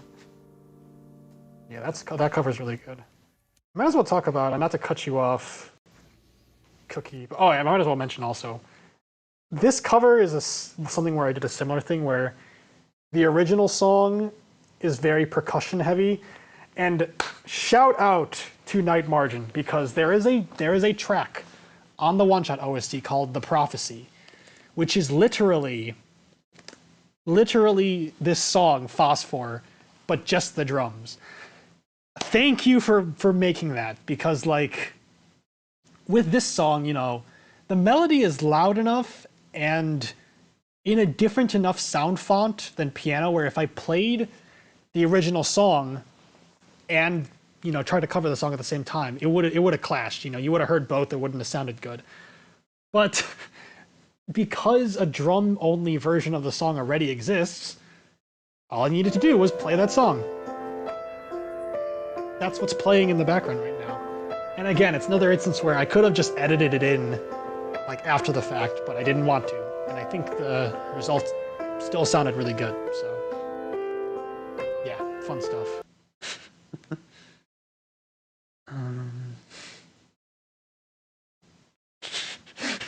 Continue your story, but I think I will, maybe to close out, I'll talk about his piano. Because Cookie did mention that they wanted me to talk about it back when I announced the stream. I honestly might do a part 2 for this, because I definitely talked about some heavy hitters and went over a lot of like general trends in my piano playing, but there are some like more miscellaneous covers that I would love to talk about that I feel like I probably don't have the energy to right now. This has been really fun. I appreciate you guys sticking around and chatting and being engaged and stuff. I was a bit worried that this stream wouldn't be like very entertaining, but it seems like you guys have enjoyed getting this like behind the scenes look. But yes.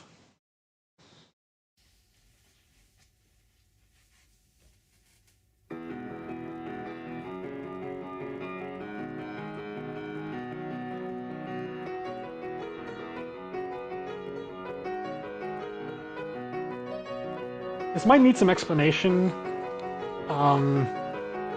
especially for Zophis. There was that one chatter who, in one of your streams, who was talking about like, oh, you need to show them all these AUs. Well, this is my way of doing it.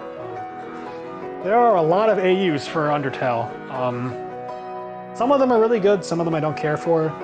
This is one of the ones that I really like. This is a Story Shift. I might as well explain this. Story Shift is an AU where the main premise is that... Fuck off. The main premise of the AU is, you know, it's a swap AU, so like... That's one of the most common types of AUs for Undertale, and probably for most games. I'm not too sure though, but there are so many swap AUs in Undertale, it's insane. But Story Shift, a swap AU is like, you take all the characters in Undertale, but you swap their roles. So like, you can see here, Asgore is the royal scientist instead of being the king. The king is Sans instead of, being a royal guard member. Papyrus is Toriel. Toriel is the head of the royal guard instead of Undyne. Undyne is now the star, etc., etc. And it's like, I don't want to be negative, a negative Nancy here, but probably I think honestly probably the most popular AU by far is Underswap, where it's like, I'm taking you down the rabbit hole, Zophis. I don't care. Hopefully, I don't care if this is cringe. You're gonna suffer with me. So, Underswap is pretty straightforward. Like, you take these duos of characters, like, Papyrus is the wacky guy usually, but in Underswap he's the cool guy, and Sans is the wacky guy. Undyne is the royal scientist now instead of Alphys. Alphys is head of the royal guard now instead of Undyne. Pretty simple. But what I don't like about this AU is that, and I haven't really consumed much of the AU, so maybe I'm wrong, but from what I saw of it, at least at the time, my biggest criticism of Underswap was that, yeah, they swap the characters around, but like, Underswap Sans is basically just Papyrus. Like, he's wacky, he's funny, like, he's innocent, etc. And it's like, to me, what's the point? Like, okay, Sans is Papyrus now, but he's not Sans anymore. He's a new character. He's basically just Papyrus, but shorter and blue.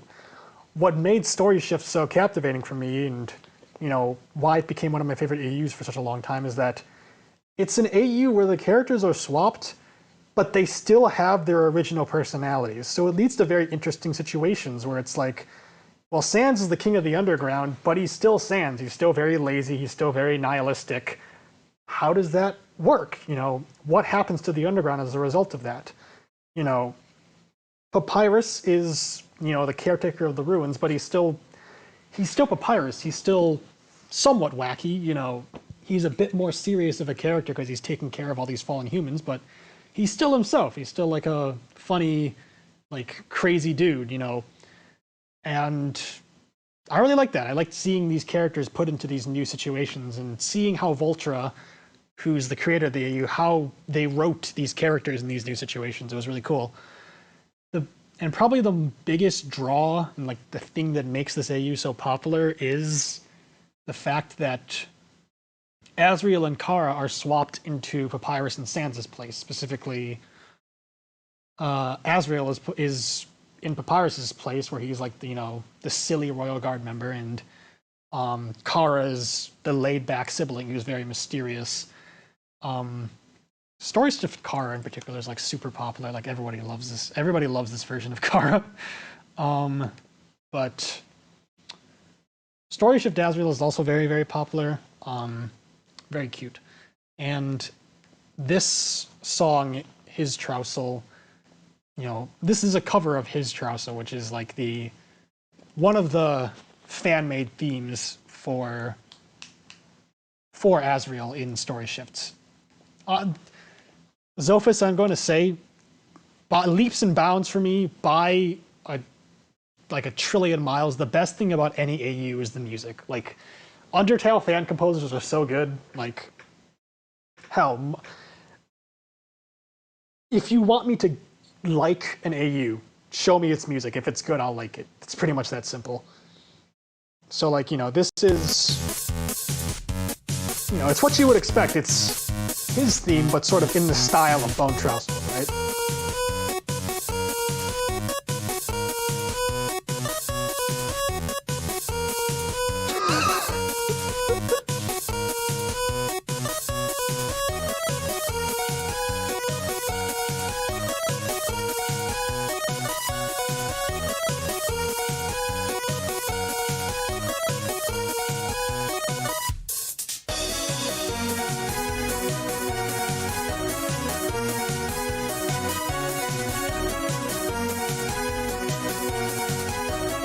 Catch up on the Pikmin saga real quick.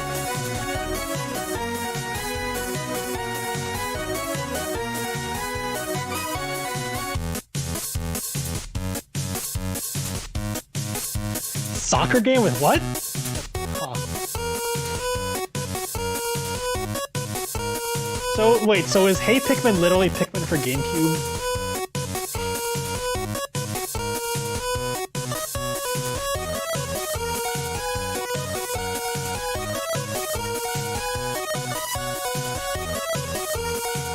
Yes, and that is something I touch on in Yarsaw, which is not dead despite me. I feel really bad about Sophus, if you don't know. I myself came up with an idea for an Undertale AU. I made like a 40-minute video talking about it.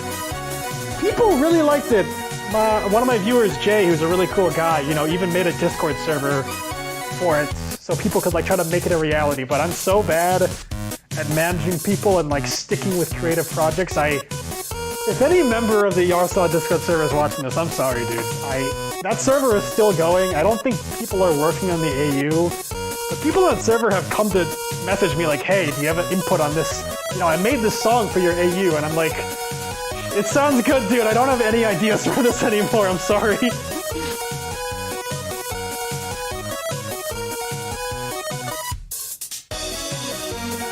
But yeah, in my AU, Kara is in the underground as well, and like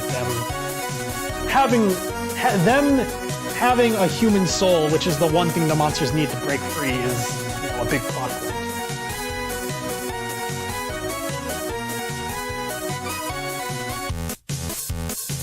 I will say also, Cookie, what you posted here, the autism infantilization of papyrus swaps. Spittin' facts. Yeah, I mean, spittin' facts. That's all I can really say. But yes, so that's the crash course of what Story Shift is and what this song is. So, you know, with that in mind, here's the cover.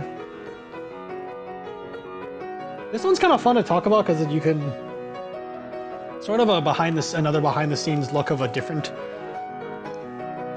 aspect of my covers, which I haven't talked about yet, which is just the presentation, the visual presentation. I don't care about visual presentation too much. You know, I don't have any fancy lighting. A lot of covers, I just plop the camera. You know, a lot of my recent covers, I just plop my phone on the camera. You know, fuck it, whatever it looks like, that's fine. But sometimes I will go, you know, put in a little bit of extra effort where, you know, maybe no one noticed this, you know, consciously, but I made the choice to wear a blue hoodie while recording this cover because Story Shift Asriel, one of their defining character features is they wear a blue hoodie. You know, sometimes it's that simple. Other examples like, you know, this Undertale cover, like, you know, my mom has those flowers there, you know, or, you know, back when we lived in this house. Those flowers were always there, but I specifically set the camera up to make them a very prominent part of the shot because they're yellow flowers. It's very fitting for me playing Undertale's main theme, you know. Then a lot of more like subtle stuff when it comes to my thumbnails. Like this is a good example. Like a lot of my thumbnails, you'll notice, are pretty simple. I just take an image that's related to the cover and put it on top of, you know, a frame from the video. I use an extension called TubeBuddy for that. Before I found TubeBuddy, all my thumbnails were literally just frames from the video without images, which made it very hard to tell which cover was which. But yeah, they're pretty simple, but I do put quite some thought into them. Like for this one, right? This isn't, I'll get to his piano in a second because there's a lot to say about it, but I want to have a brief tangent about this. For this cover, right? Like usually with my Undertale covers, I should play something in the background. Like it, shuffle, play something random. You know what? I can throw this on. I like this cover too, but I'll talk about it later. You know, probably a different stream. But a lot of my Undertale covers, I use like the fan-made colorized sprites because I feel like they pop more. Like they're more appealing to the eye than the black and white sprites in the game. Like, you know, this colorized sprite of Muffet makes the thumbnail more pleasing to look at.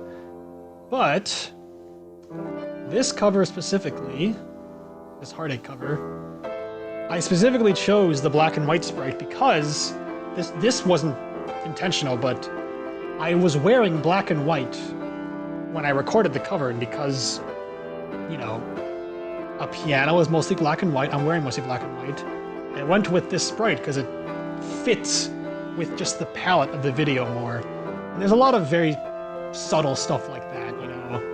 I think for this one, like, because there was a lot of empty space in the right side of the thumbnail, I needed to find a picture of Caesar where he's facing to the left, so that immediately disqualified some of the renders and pictures of him that do exist.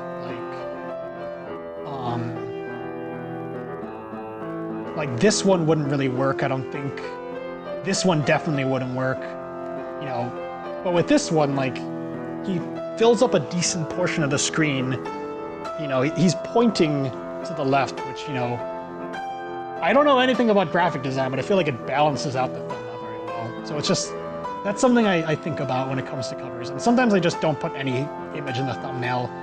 That's usually for covers where, like, it's so spur of the moment that I just don't want to even go the extra mile of editing it at all and giving it a thumbnail. It doesn't happen too often, but you'll see, like, you know, with these were also like very spur of the moment covers that I didn't bother with. So that's just like a fun little tangent, but on to the actual cover now. Let me see what's been going on real quick. Oops. What? It's all three of my top. Oh shit! The ideal and the real. That's another one I'm really proud of. Let's see. I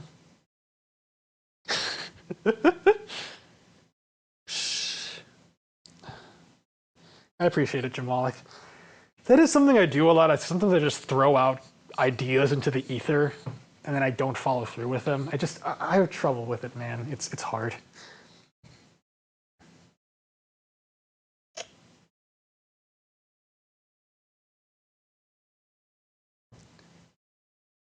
Oh, interesting. I don't think if I might have done that unintentionally, Cookie. That's funny. There's a guy who suggested that I add the pictures to the thumbnail. I don't remember though. Like the Good Doctor. Funny you mentioned that, Ipecac, because last stream, at this point a month ago or so, we were talking about that as well. I appreciate it, Zophis. I'll focus on this, maybe, yeah. We'll see what happens. Like, this cover, I don't know if there's much to say about the actual playing of it. I think I play it pretty well. It's another cover that's really hard to play. I don't think I could play this, you know, I don't think I could make this cover nowadays. But I will say another thing, like, I don't know why. It's not a deal breaker, obviously. I don't know why I was in such a rush to end my covers back in the day. Like, you have this very bubbly and, like, powerful ending, right? Let it linger, man. Hold down that pedal. Sit there for like 5 or 6 seconds. Let the song naturally fade out. Don't just get up. I don't know what that's about. I did that a lot back in the day. I don't know. I try not to do that anymore, but I think the cover is really good. What makes this cover, honestly, one of my favorites is a comment that one of my viewers, Incendi Combustington, left that I have not heard from this guy in a long time. I don't want to play the cover again, but I might as well.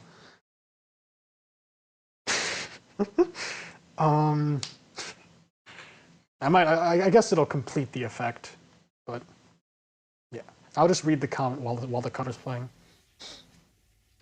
Why are you giving me fast-paced feels? Well, bruh. Why are you giving me fast-paced feels? This part is supposed to be all playtime for Azure like Papyruses, from what I remember. When I'm getting fast-paced feels like the magical dream of that lost happy childhood come true at the end of a TV series, where all the sufferings of Flowey fade away and the hard work of Frisk and all their friends was worth it. It is not just playtime. I was in the middle of my Undertale obsession sober therapy, and now I'm gonna go get all the feels of an ending that never happened for the rest of the hour. It's so sad. That gives me chills just reading that, like with the music playing. I never see this comment thumbs up. I think this cover really cements why I like this song, because like doing a bit more of a deep dive into a Story Shift. There's another fan-made theme for Story Shift Asriel called Flower Hassle. You could argue that it's, in terms of being a song, it's better. It's more dynamic. It uses more leitmotifs.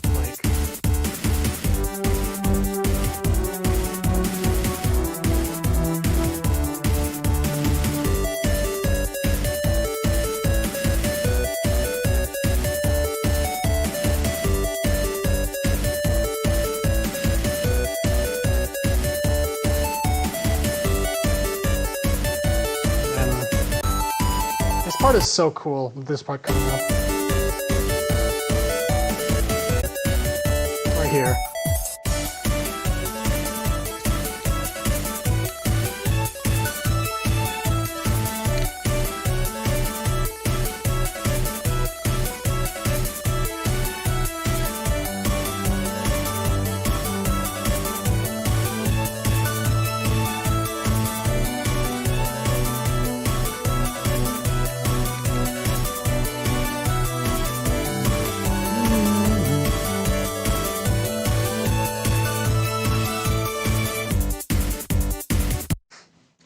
My webcam is not on, but I was grooving out hard. That's such a cool idea, like using Your Best Friend as like the climax of the song and then throwing in Once Upon a Time. It's really good.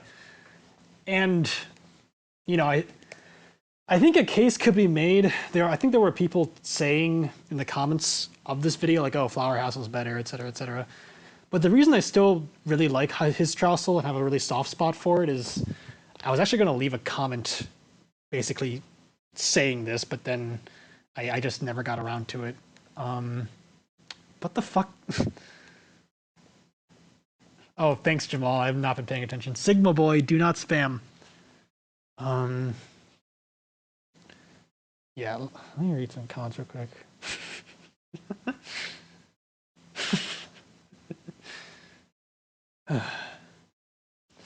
Yeah, like Asriel living a normal life, like that's like I mean, he was spamming a little bit, but that's fine. What I like about this song is basically what Incendi Combustington highlights here, which is that, you know, I might as well explain what the comment was going to be, because I never wrote it. Like, you know, some people might say that this song is just too simple. It's too, like, it just keeps playing his theme over and over again to the point where it might even be grating. It might be like hard on the ears, right?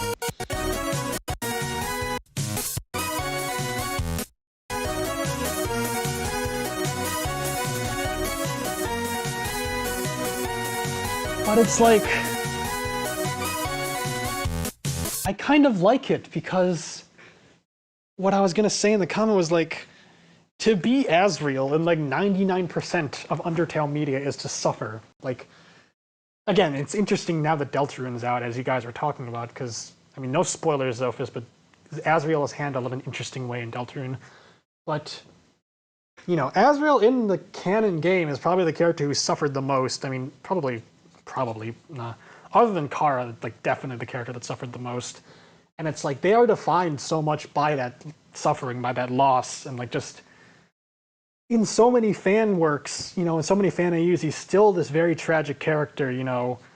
There's all these, you know, there are a lot of prominent AUs and fan comics about like saving Asriel, like hashtag save Goatbro, but even that is predicated on the idea that he's a tragic character, that he suffers.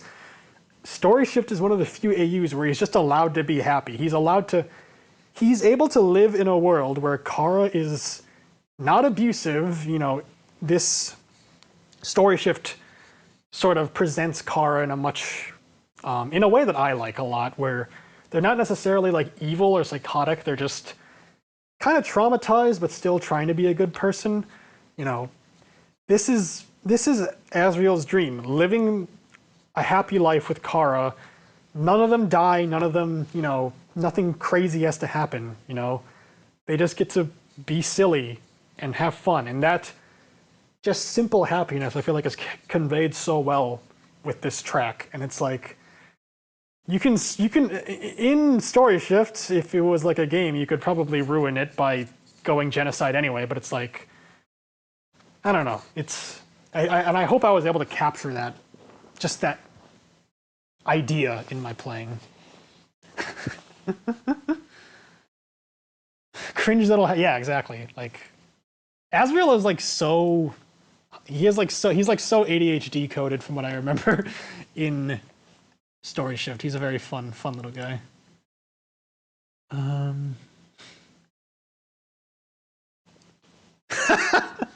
True, Cookie. But that's probably all I have to say about his piano. I think it's a really, in terms of just playing, I think it's really damn good. I think this comment elevates it though a lot, and it really gave me a deeper appreciation for the song. So shout out to Incendi Combustington. Hopefully this guy's doing okay. All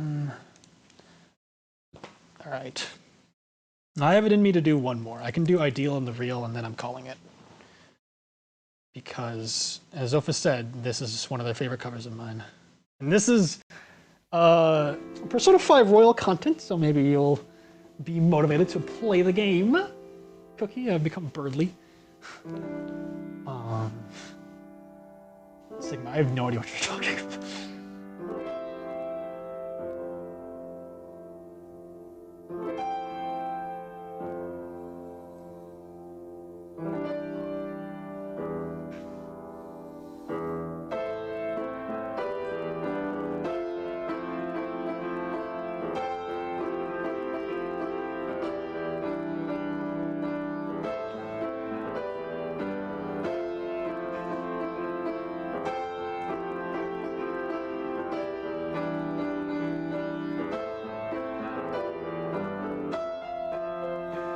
Kind of already talked about this in a different stream where Jamal, you were there. I was talking about like the music theory that sort of goes behind this song.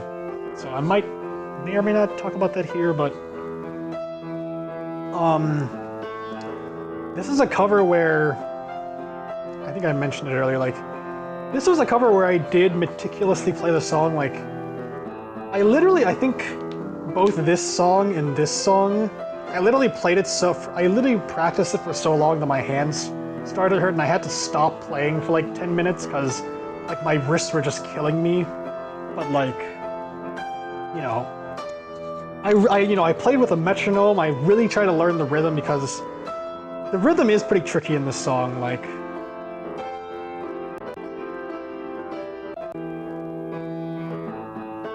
the rhythm in the left hand's kind of tricky.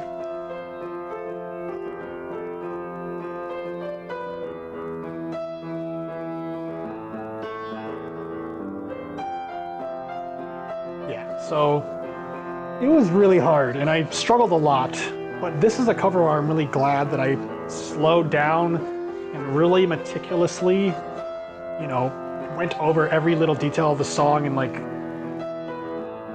tried to practice it to the best of my ability. And again, I think it's, I didn't necessarily intend for this, but I think it also works when it comes to the actual song because Maruki, as a character, you know, he's a very meticulous guy. He's someone who tries really hard. You know, he's someone who always tries to give it his all. So I think me having this approach kind of helped convey that.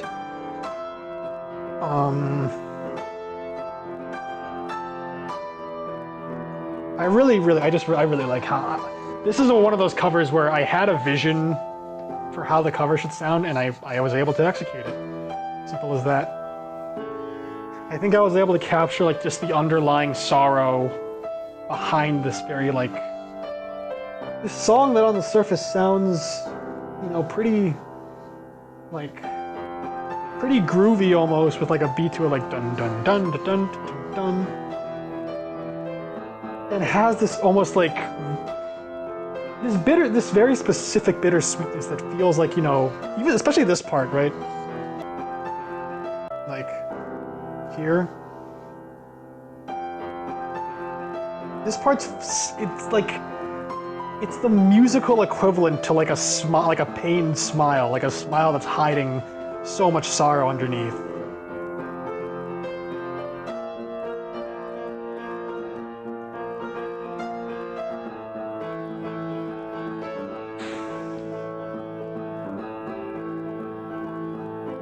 This part I really like too.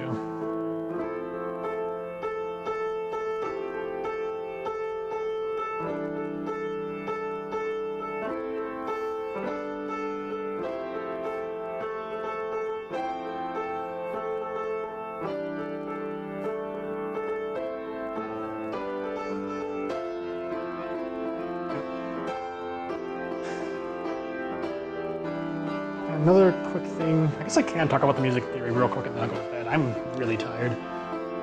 Like, this is kind of a happy accident. I'm really glad that this happened.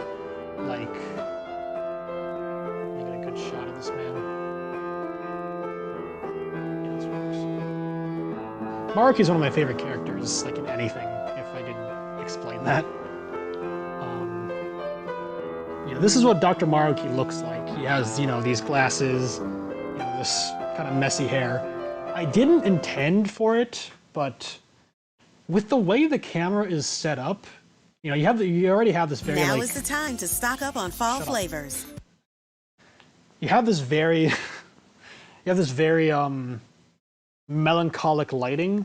You know, it's in the evening, so it's dark outside. You know, this very orangish lighting, and with the way the camera is set up and with how the lighting is, you know, there are points in the song where I lean in, but you can see my face, but you can't really make out any features. All you can really see is my glasses, and you can almost buy into like the idea that, like, you know, this is Dr. Maruki playing right now. Like, this is him letting his sorrows out, you know.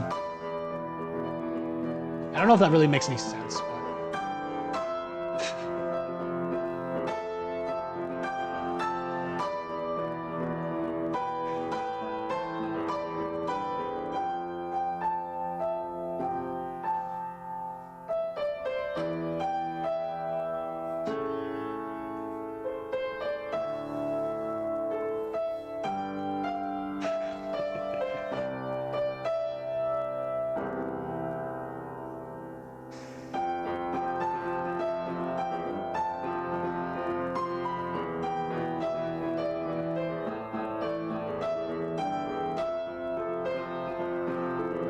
Jamal, did you like post a spoiler? Because I'll go into like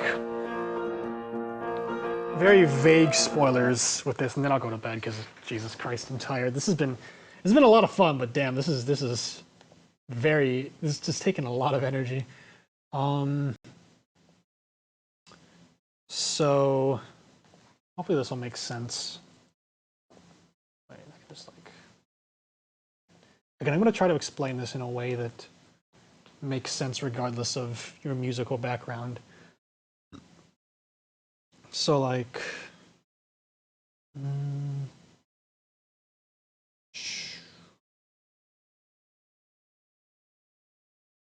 yeah, so I mean, it doesn't take a genius to tell if this song is, I can't really, even with my music theory knowledge, I can't really put into words why it sounds so bittersweet, like, but you can tell just from listening, like,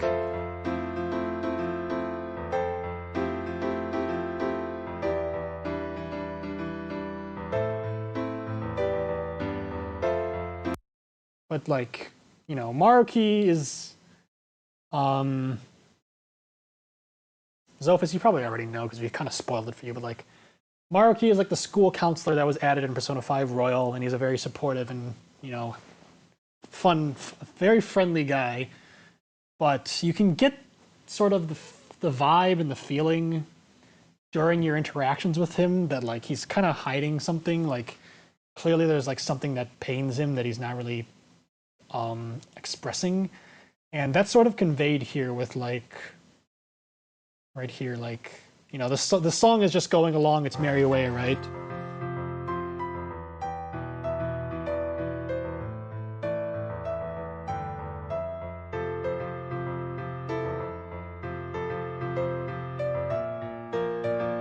And here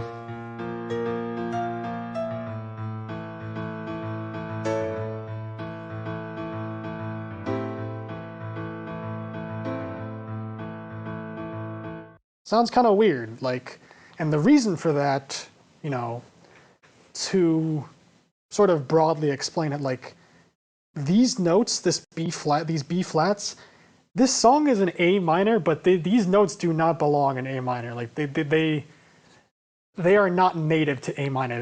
They song that's an A minor, and then specifically, this note, the C sharp.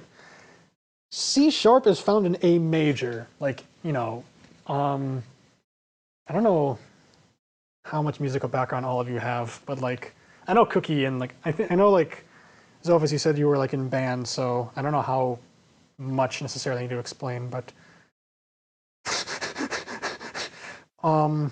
give me a second, I'll read that in a second.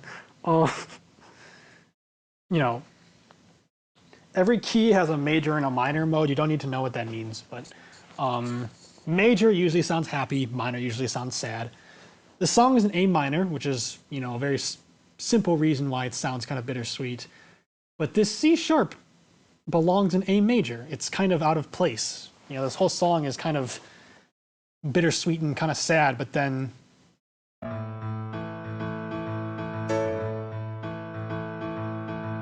like, huh, where did that sort of sharpness come from? That's kind of weird. Again, sort of alluding musically to the idea that like there's more to this guy than that's on. And then this part, I love this part. I also got to give a huge shout out to Wagnute. This is another instance, sort of like with Die Anywhere Else, where this arrangement doesn't sound 100% like the original, but I think they were able to put their own spin on the original song really well. Like, I can very briefly play this. Like, this is what the original sounds like.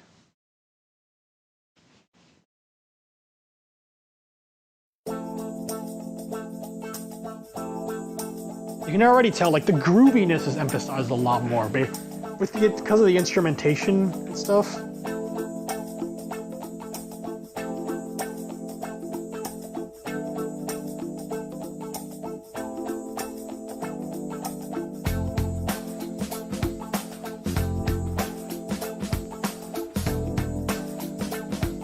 Once the melody kicks in a second,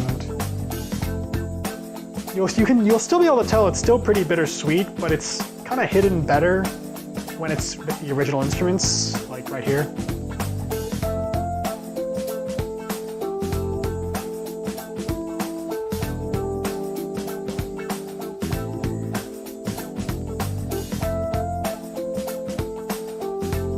Still that element of sorrow behind it, but it's kind of harder to tell with this arrangement.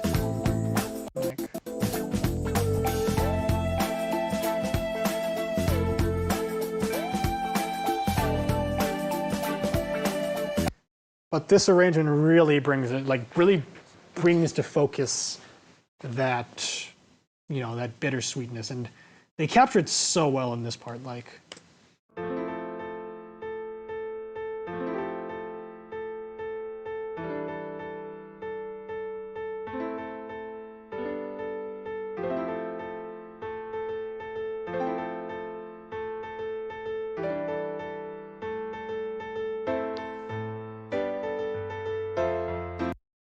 Like, I'll play it in my own, play it here.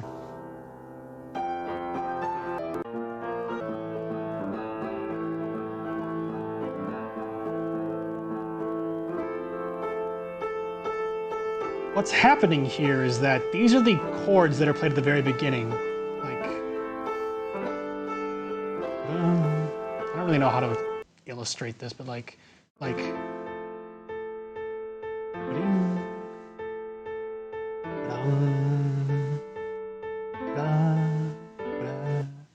Exact same chords that start the song.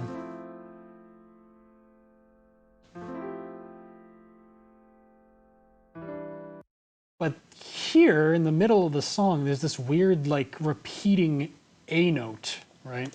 It's the same chords, but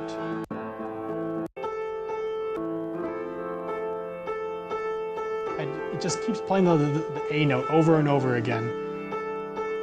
And I described it to Jamal, it's almost like, because A is, you know, the key is an A minor.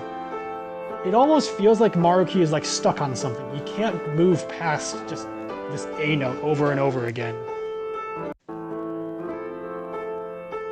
Even as the song and the chords progress, he's still stuck on this one thing. What is that thing, you know?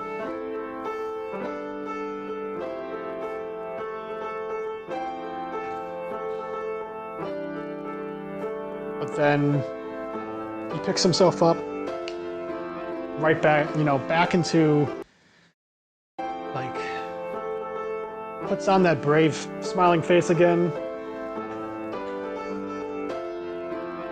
Faces life once more. I really wanted to capture that feeling of sort of picking yourself up and, like, throwing yourself at the world again. Like, you know, like, oh, you know, just that feeling of, like, how do I describe it? Like, collecting yourself and sort of readying yourself for, like, another day or, like, another experience that you know is going to be hard, but you're going to face it anyway. Like,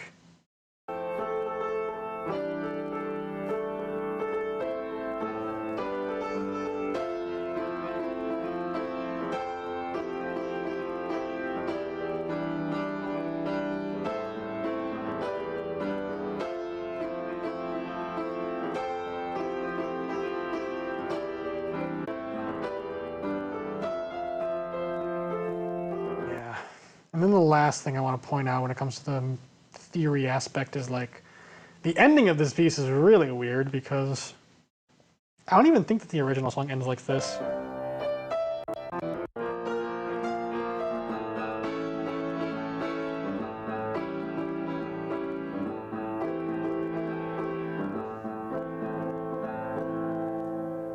Once again, this C sharp is thrown in there, kind of out of nowhere, like,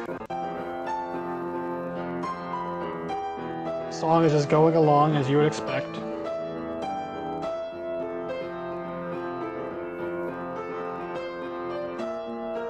Same kind of weird turn, but then super loud all of a sudden. It kind of gets very sad. Kind of goes out on a whimper. You know, no spoilers for Dr. Maruki as a character, but it's like, you know, if you know, you know. Like, this sudden burst of like almost forced happiness that's then sort of gradually dwindles out as it sort of, like, goes back to facing the reality situation. Very clever composition.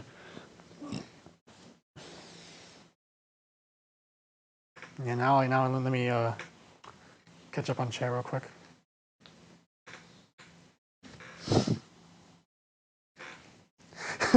True Jamal, anime boy.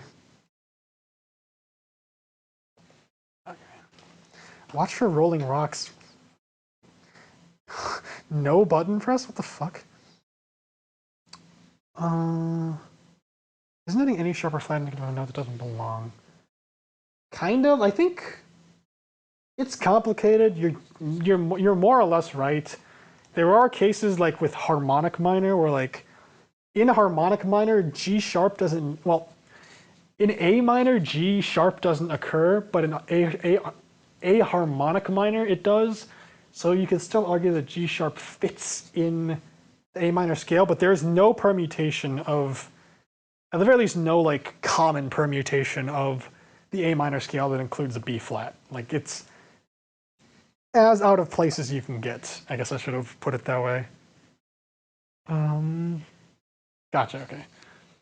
Yeah, every day I pray that I don't get copyright struck. I really play with danger here.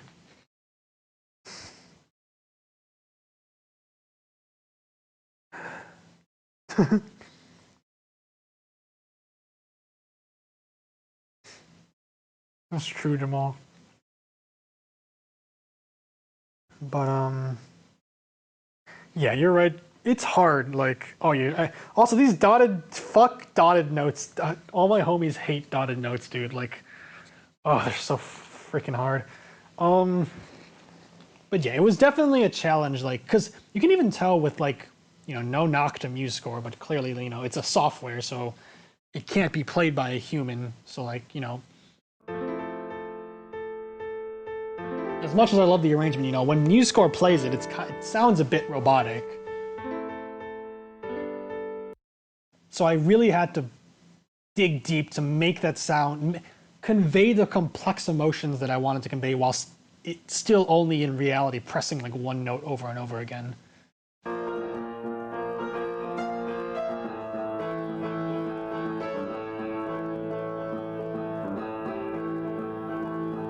Yeah, right here.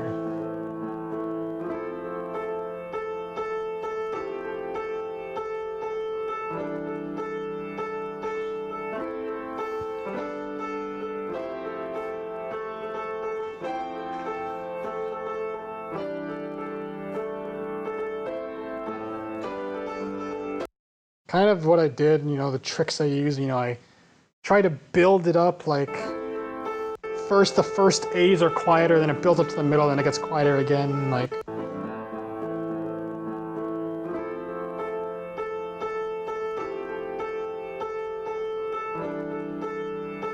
Yeah. Stuff like that. Fuck dotted notes. They are playing us for, yeah. Stop doing music theory. I need to like pull up that, yeah. Yeah, last thing for the stream, I'm gonna close all these tabs, but in summary, not actually in summary, but this will be a funny note to end on. Stop doing music theory. Music was, I'm gonna plagiarize you, Cookie. Music was not meant to be categorized. Years of music, yet no real-world use found for learning scales. Wanted to analyze music anyways for a laugh. We had a tool for that. It was called using prose and like adjectives. Yes, please give me subtonic of something. Please give me Phrygian mode of it. Statements turned up by the utterly deranged. Look at what real music theorists have been demanding your respect for all this time, with all the metronomes and software we built for them. And like this would be like fucking, you know what? The internet does this better than me. Scary. There's an entire like, there's like an entire like, Twitter account dedicated to this, I think. Let me see. In like, no, it's unreal, not real. And then there's like, maybe like even cursed sheet music. Yeah. Yeah, like, what, excuse me? What does this mean? Why have the notes red? What is this? Excuse me? This is not real. Jacob Carr? Yeah, the chords definitely help a lot too. How can you write down music? Ink does. It's true. It's true. No, you hold me at gunpoint. I wouldn't touch that. Oh my god. Okay, but with that, I need to stop streaming. This was really fun. This turned out, this turned out really, really well. I'm very pleasantly surprised with how engaging this was and like how entertained how entertaining it seemed to be. So. Might do another one of these, maybe not. I really don't know. But for now, I need to sleep. I have a midterm tomorrow. So thank you guys so much for coming out. This was really, really cool. You guys are the best. I don't make that clear enough. But you guys are the best. All right. Have a good night, y'all.